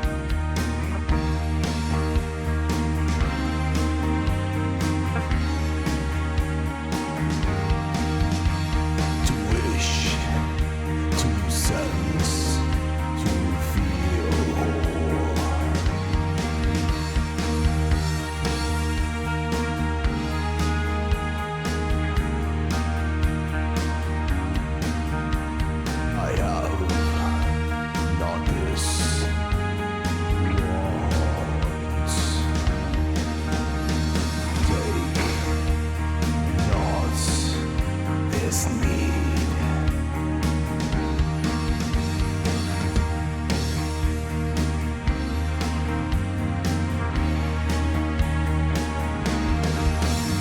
I shall not be. Interesting bits of contrast there. Will not be. A little bit of a decrescendo on the guitars. I don't really understand it, but it added something to the track.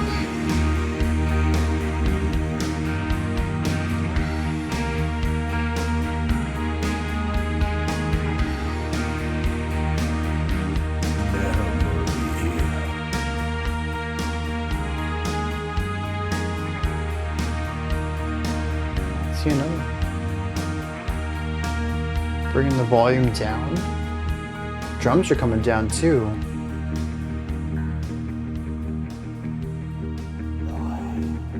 A crossfade?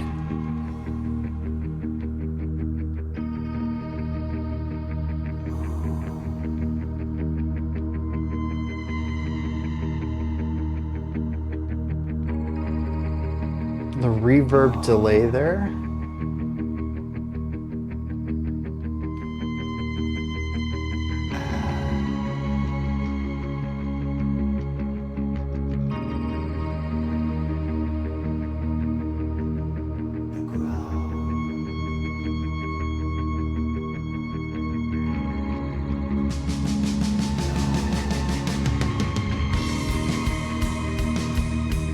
Okay. Yeah, give me some post-rock. Where are you taking this?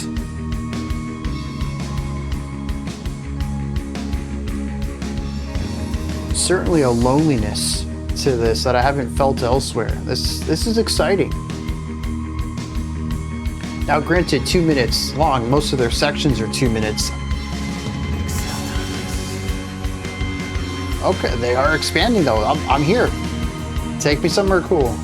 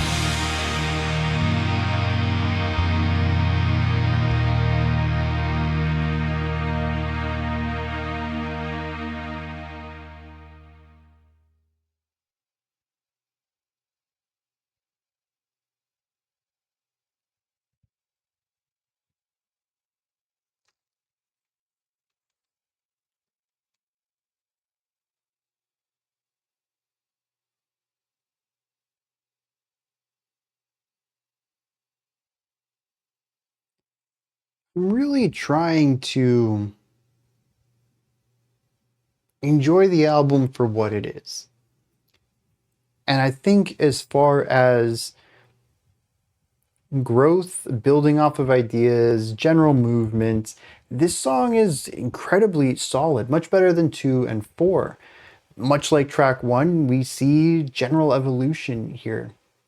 And I do think that All the Glory leading into the first half of All the Loss is a very cool 9-minute segment.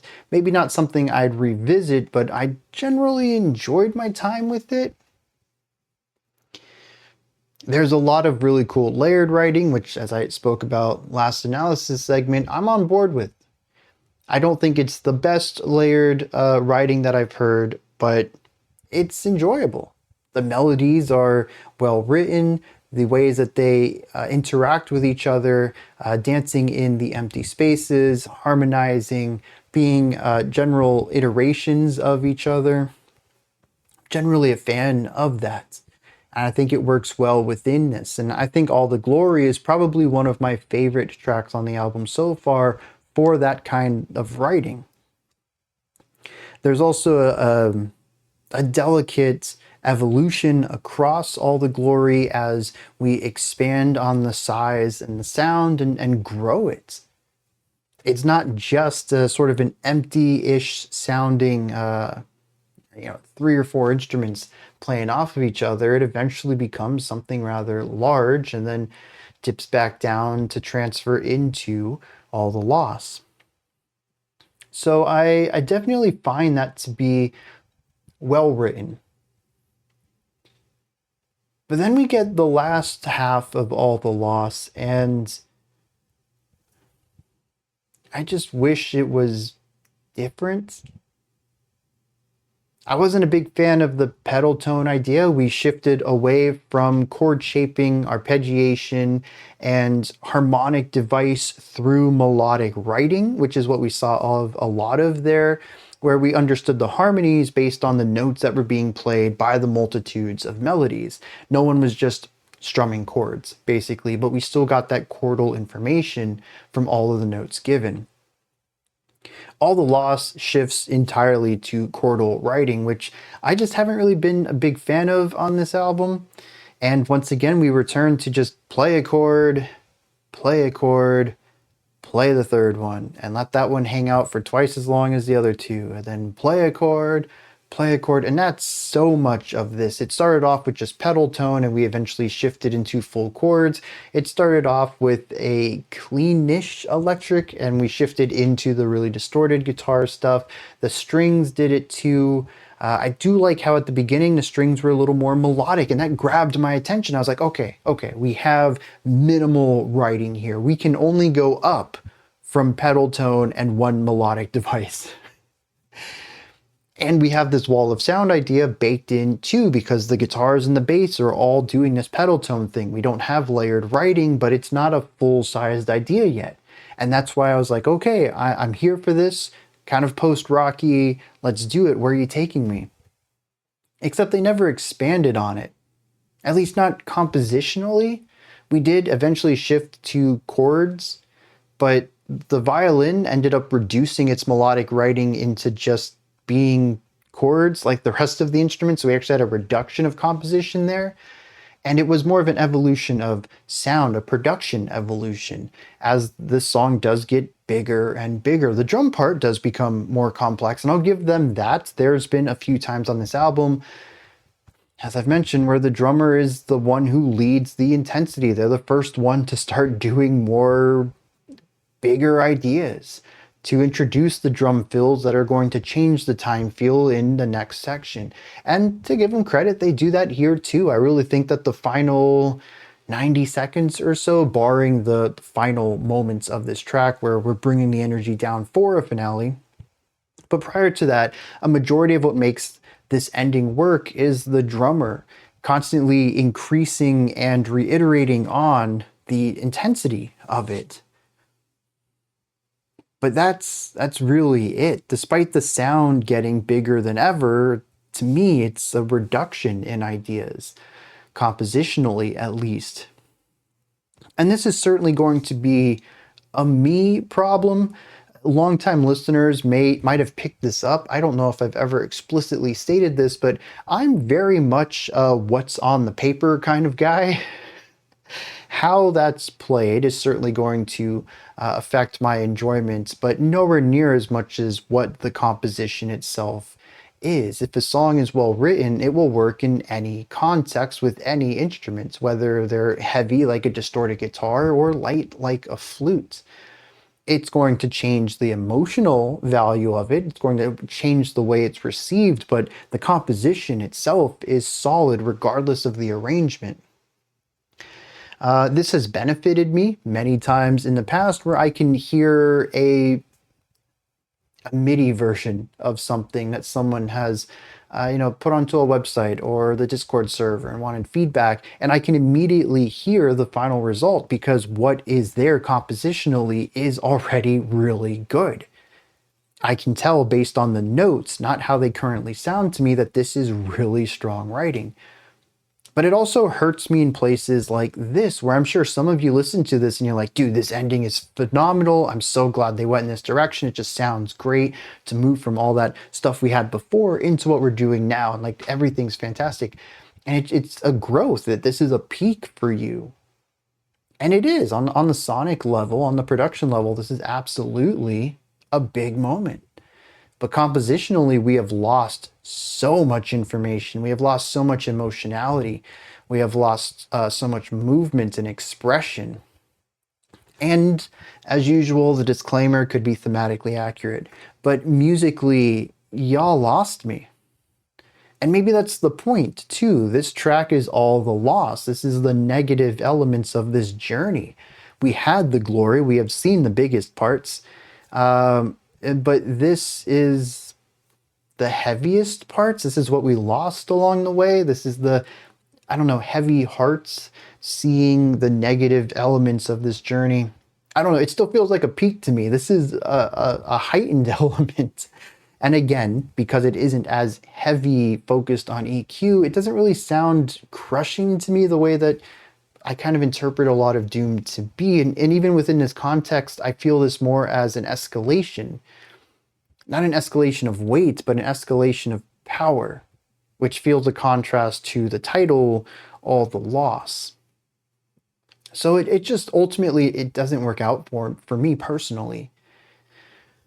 A lot of that is because of the composition, but the production also isn't really helping my interpretation of it. I'd love to hear other people's perspective of this. If you listen to this and you just find this to be absolutely crushing and grieving and just a peak of emotion, and you can't imagine this song going any other way, this is phenomenal, let me know. I'd love to hear your perspective on it, because as usual, I'm just some guy on the internet. Yeah, I've got training for this. I got a pretty good ear, and I like to think I'm pretty good at enunciating my thoughts into words and presenting them, but at the end of the day, it's still just my opinion. But I was on board for most of this. I'm not going to say it all captured me, because we had 12 minutes of one chord progression, which did find I got a little bored of. I liked the rhythmic change-up, though, shifting the melody at the end of Glory into Loss and giving us the same chord progression with a new setup of instrumentation certainly alleviated some of the repetition fatigue I had from track 5. But, ultimately, this is just one really stretched out idea into, at best, 3 sections. And I think you could probably make an argument that there's really 2 ideas in here, where one of them is a sonic shift, not a compositional one, that on paper, there's just not a lot of movement at all. And I wish I got more out of this. I do. I think this is one of those cases where me not being a metalhead is really interfering with my ability to enjoy this.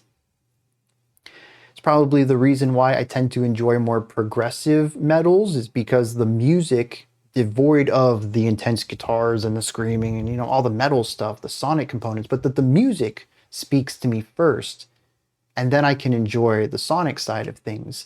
Whereas I think something like this is really sonic first, composition second, and that's going to work for a specific audience, absolutely. I'm just not there in my sonic first kind of music, I certainly prefer poppier sounds. That's going to grab me for like surface level production value, more so than some gritty electric guitars will. So I think that's where I sit with this one. I will say though, up until the last couple of minutes of all the loss, didn't really feel like a long time. So I think just a positive way to wrap this up, they do a great job with pacing. As much as I mentioned how this is sort of a very repetitive 13 minutes of music, it doesn't really feel long. We've listened to a lot of music in the past, or even Canticle on this album, where it just feels like so much longer than its actual runtime, and this doesn't. I'm still finding this enjoyable on some level, even if, you know, again, I think it's like right in the middle for me, like a solid 5 out of 10. Not anything I'll return to, but I don't actively hate it. I'm just not the audience for it. Let's hit some lyrics. I'm not entirely sure what is being explored here. All the glory seems to be talking about bringing an end to everything via this serpent. The serpent has been something that we've explored a few times on this, and at the very beginning, the entire thing took place inside of a serpent's egg, with the stories written down on the serpent's scales. I had mentioned earlier that I didn't know who a she was that was referenced at the end of Nightfall Infernal. It may be the serpent. It says this flame, light, creation. Below that, my loveless divine, the serpent. My soul is but a deep, dark well, but her grace, her benevolence, her beauty, wings, tenfold, harbinger, fate, rune, flesh, pleasure, wealth, everything beneath its glare, this time spells the end. Nothing, empty, savage, seeking this earth, this place, knowing. The raven within my body, my soul a deep dark well, time shall never sever us, for the flame shall be us all. The wolf within this vessel, my soul a deep dark well. I am Hades' fire, for the flame shall be us all. Somehow this serpent and our narrator are intertwined, and the destructive power of the both of them knowing exactly who each other are will bring about nothingness to everything? Maybe? But then we hit the loss. It says, I shall not be and will not be as fate becoming, to wish, to sense, to feel whole. I have not this want, take not this need. I shall not be, will not be loved in memory. Like the moon above and the ground below, just emptiness, acceptance of being whole that I once was destined.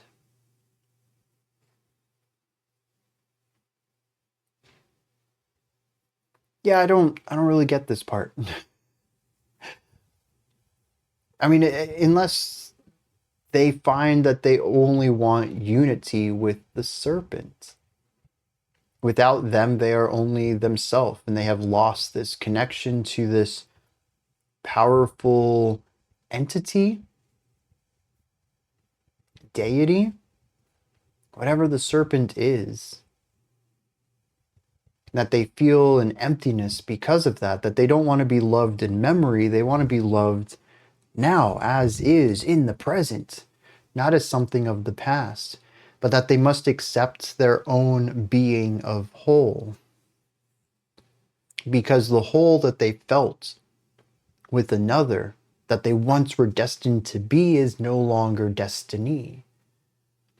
Really weird emphasis on those syllables, I apologize.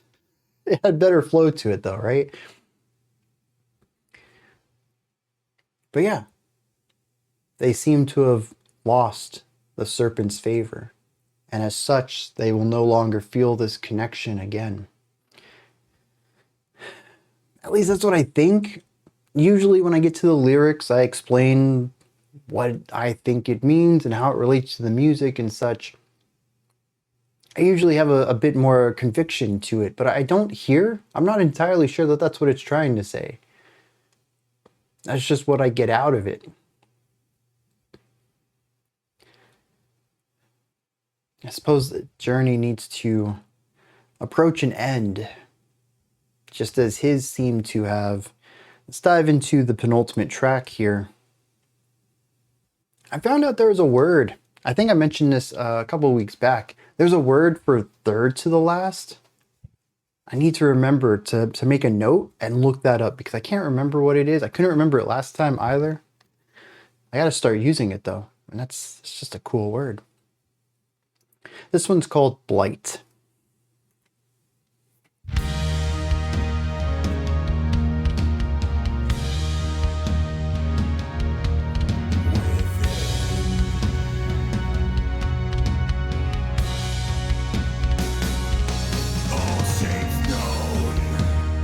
Lots of drum movement, not a lot of harmonic movement.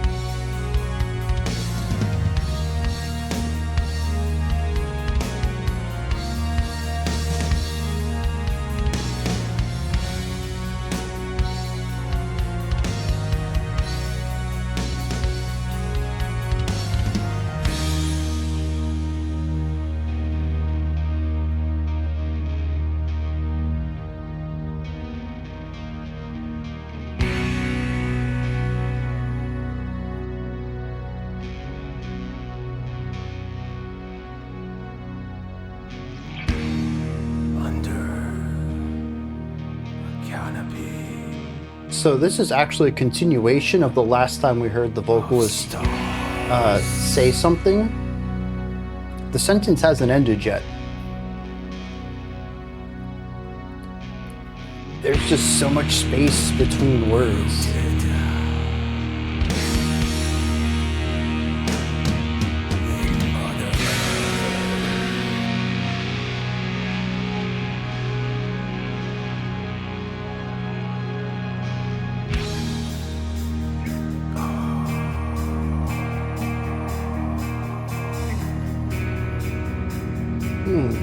Dark and mysterious. Nice vibe for this.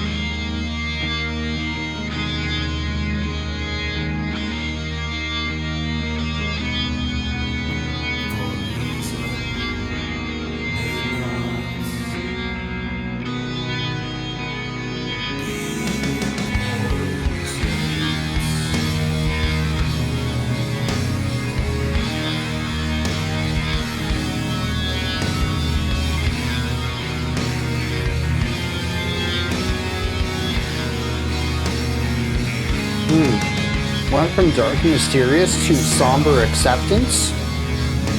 Very cool transition.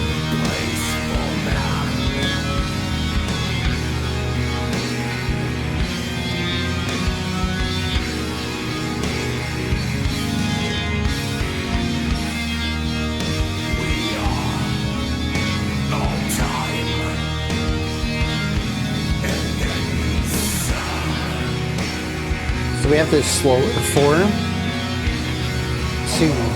3, 4. But there's a triplet in all of that too. The symbol.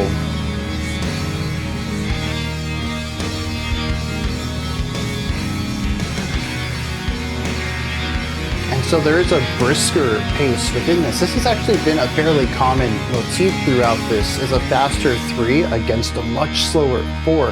Not in a 3-2 hemiola fashion, but 3-1.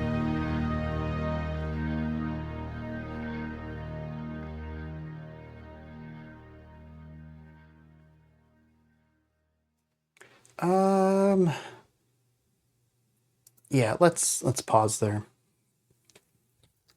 Not a lot to add to this one. I dig it. It follows along with what we've seen a lot of. The opening is a little more nuanced and complexly written with a couple of moving parts. It isn't the most complex track we've heard so far, but there's a little bit more movement within it. And it wraps up with something a fairly bit more straightforward as far as just kind of playing the chords in the progression without any additional complexities to them. But I do think that emotionally, this track is very cool. It starts off a little mysterious and subtly, I honestly have no idea where this transition happened. It shifts into acceptance. Now it is a sort of a bleak acceptance. There's a dreariness to it, assuming that the last track is chronologically within some sort of narrative element to this one. The feeling of never having that completion, because you and the serpent are never gonna be together. I honestly have completely forgot that there's a whole Messiah angle to this. Once we hit the serpent theme, I'm like, wow, this is it. But this feeling of completion, of being whole, of having all this power and bringing emptiness to everything, like that's just not going to happen. And our narrator has to accept that. As is the very last line of track 6, acceptance of this, that I once was destined. I've got to accept that that's just not what it's going to be anymore. I am now emptiness, like the moon above and the ground below. And so I think this track, feeling a bit drearier, a little bit more melancholic, but having an element of looking forward. I interpret that as acceptance, but I think that's what it is. It's right now sucks, but I've got to keep going for tomorrow. That's what I get out of the back half of this. And I think it's very cool how the song transitioned into this at a moment that I don't really know where that was. But emotionally, we made that movement, and I thought that worked very well. I'll tell you though, on the other hand, I really wish the lyrics were more condensed. And actually, I'm going to be honest here. I'm not usually a fan of this opinion because I find that I agree with it so rarely, almost never. But I honestly think this music works better as an instrumental. There are certainly places where I think the texture of the growls helps. And the general shifting pitch of the spoken word adds something to it. I honestly think that instrumentally it might be just a little too locked in place at times, too static of music. The lyrics, the vocal work tends to be additive, even if the additive components are small. But there's also so much about the vocals that the growls, I can do without growls in most tracks. And the spoken word it's just so oddly rhythmic. The cadence never makes sense, and there's always these really large gaps. For instance, it took us 90 seconds to say one sentence. And after the 8th word, we took a 40-second break before getting to word 9.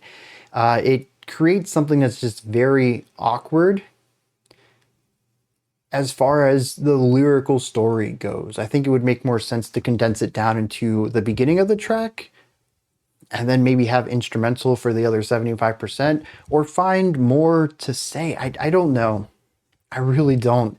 It just seems like the music would demand more lyrics based on how spaced out the lyrics are.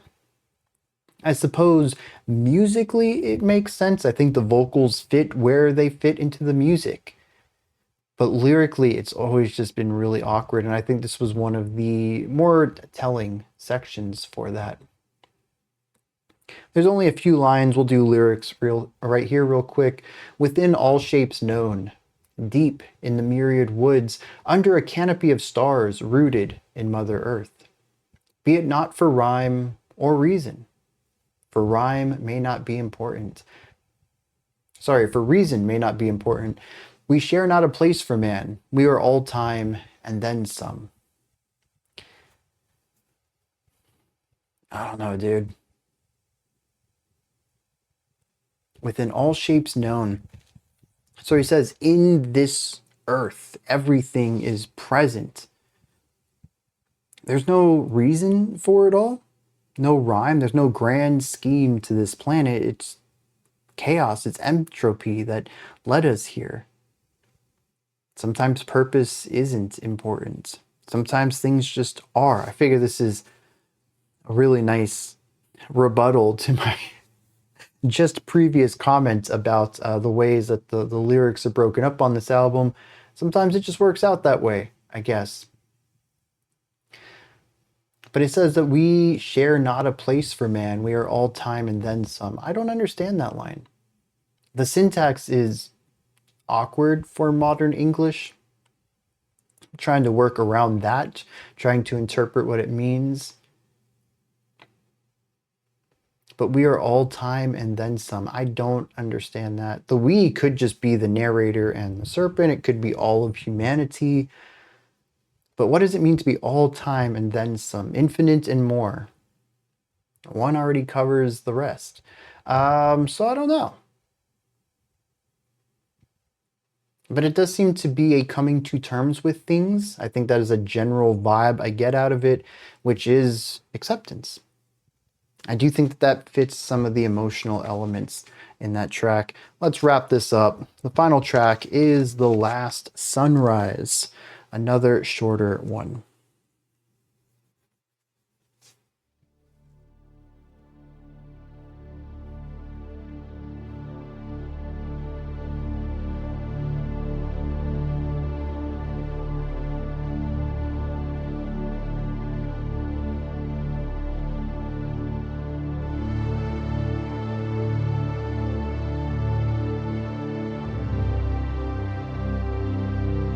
Oh, a more somber turn there. Okay, there we go.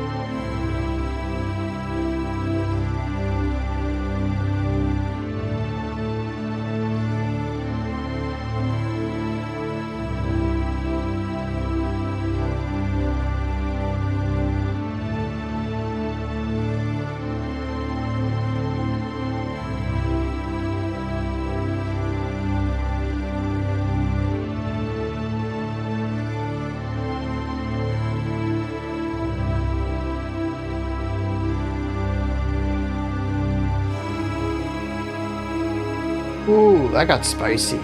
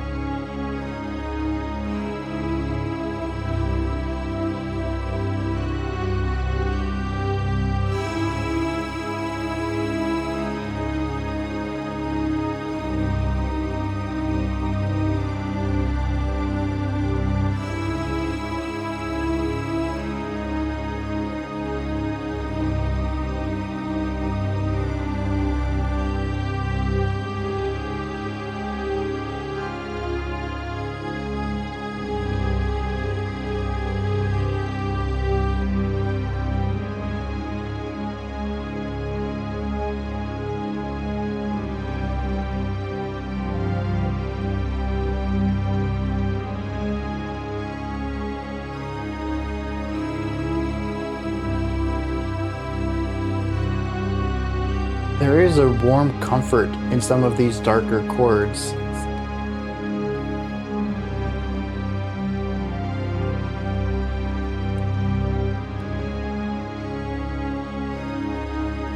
Finding resolution within tension. Very interesting.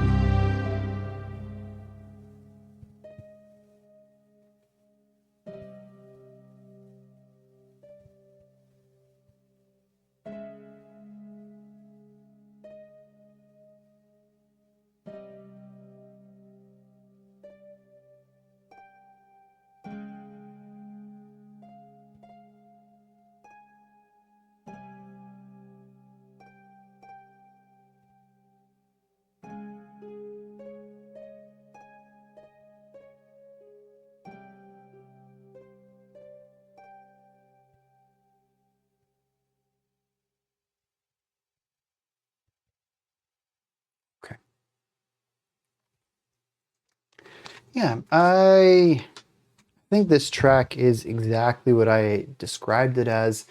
The beginning, I think, is very sunrisey. There's some calm, there's some comfort in there, but there's also a lot of warmth and stillness.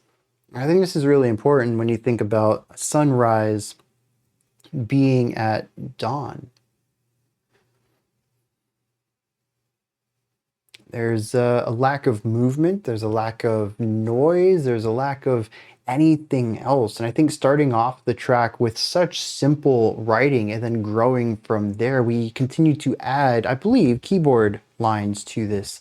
We started off with single note, if I remember correctly, and then shifted into chords and then larger chords. And then from there, we added more stems on there, I think still from the keyboard, but I would say probably separate takes. You would need 6 hands, 4 at the least probably, to perform this whole thing. So I'd say probably multiple recording sessions, but still, I mean, the end result is something that feels minimal at the beginning and grows into something else. The growth feels right for sunrise, something that starts minimal and you see little bits of it until you have the whole sun over the horizon. But I think it's also a transition from night to day. Day tends to be comfort. Night is low visibility. Night is where the monsters and the beasts roam. It's uncertainty. Daytime is information. Light in general is informed. We call ourselves enlightened when we have information.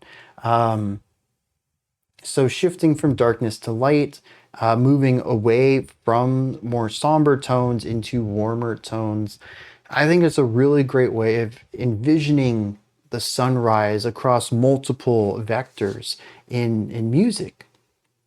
What I found most interesting, though, wasn't the more generic sunrise ideas, but it was actually the shift into tenser concepts.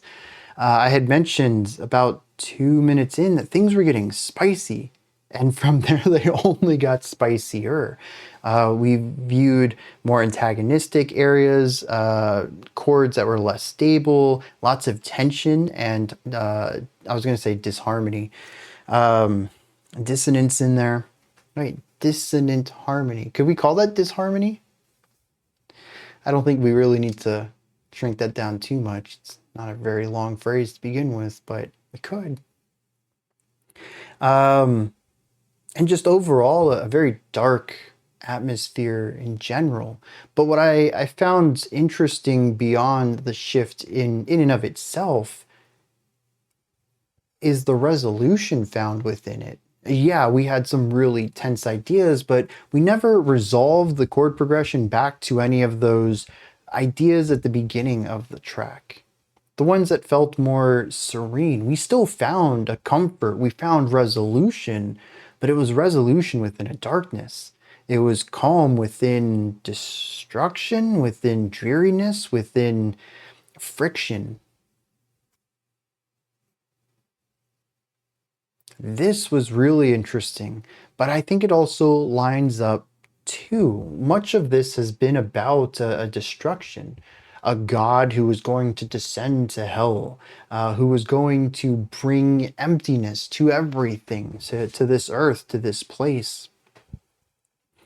If this final sunrise is the last one, well, it can only be the last sunrise if either A, no one's there to watch it, so this could be the death of humanity, or that there's no more sunrises, which requires no sun or at least no earth. The revolution of these bodies must no longer go on. There is a finality to all of this, and I think that the tension, the anxiety, the darkness within this track is the destruction in the narrative, but our narrator feels comfort within this. This is what they wanted from the beginning. Their task is done, and they can sit here and smile upon an earth that will no longer be here, or maybe at least just a humanity that will no longer be here.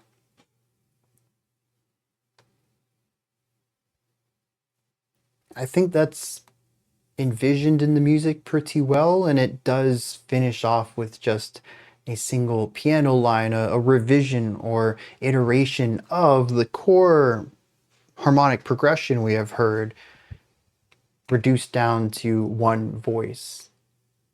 An isolation, a loneliness, a singularity before being wiped out itself as well, with just silence at the end of the song. It tells that story very well. I think even without the title, these ideas of comfort and acceptance moving into darkness and not aggression, but tension, but comfort within that anxiety would have been felt. I just wouldn't have a larger narrative to apply it to. The title certainly gives the right push, I think, to understand exactly what the song is going for. Very well done. We don't need to do lyrics on this because there were no lyrics. I guess it's going to wrap it up. I don't have any final thoughts on this. I think I've expressed myself quite well. And the few ideas that I would probably want to reiterate, I have reiterated too many times already. So these are my thoughts on Morgion's album Solinari. What did you think of this? Is there anything that stood out to you? Anything that you would like to add on to what I said or correct me on? Do you have your own take, perspective, or opinion on this? Let me know. Put all of that, as well as anything else you'd like to, into the comment section below. Above that, in the description box, you'll find a link to Linktree. Takes you here. You can find links to my music, ways to support the channel, a link to the Discord server, and so much more. Above that, if you could, like, subscribe, and ring the bell. I greatly appreciate all three of those. That wraps it up for today. I'll be back tomorrow, though, 11 a.m. Eastern Standard Time, 3 p.m. UTC. As usual, for Sundays at least, we got about 2.5 hours of a live stream.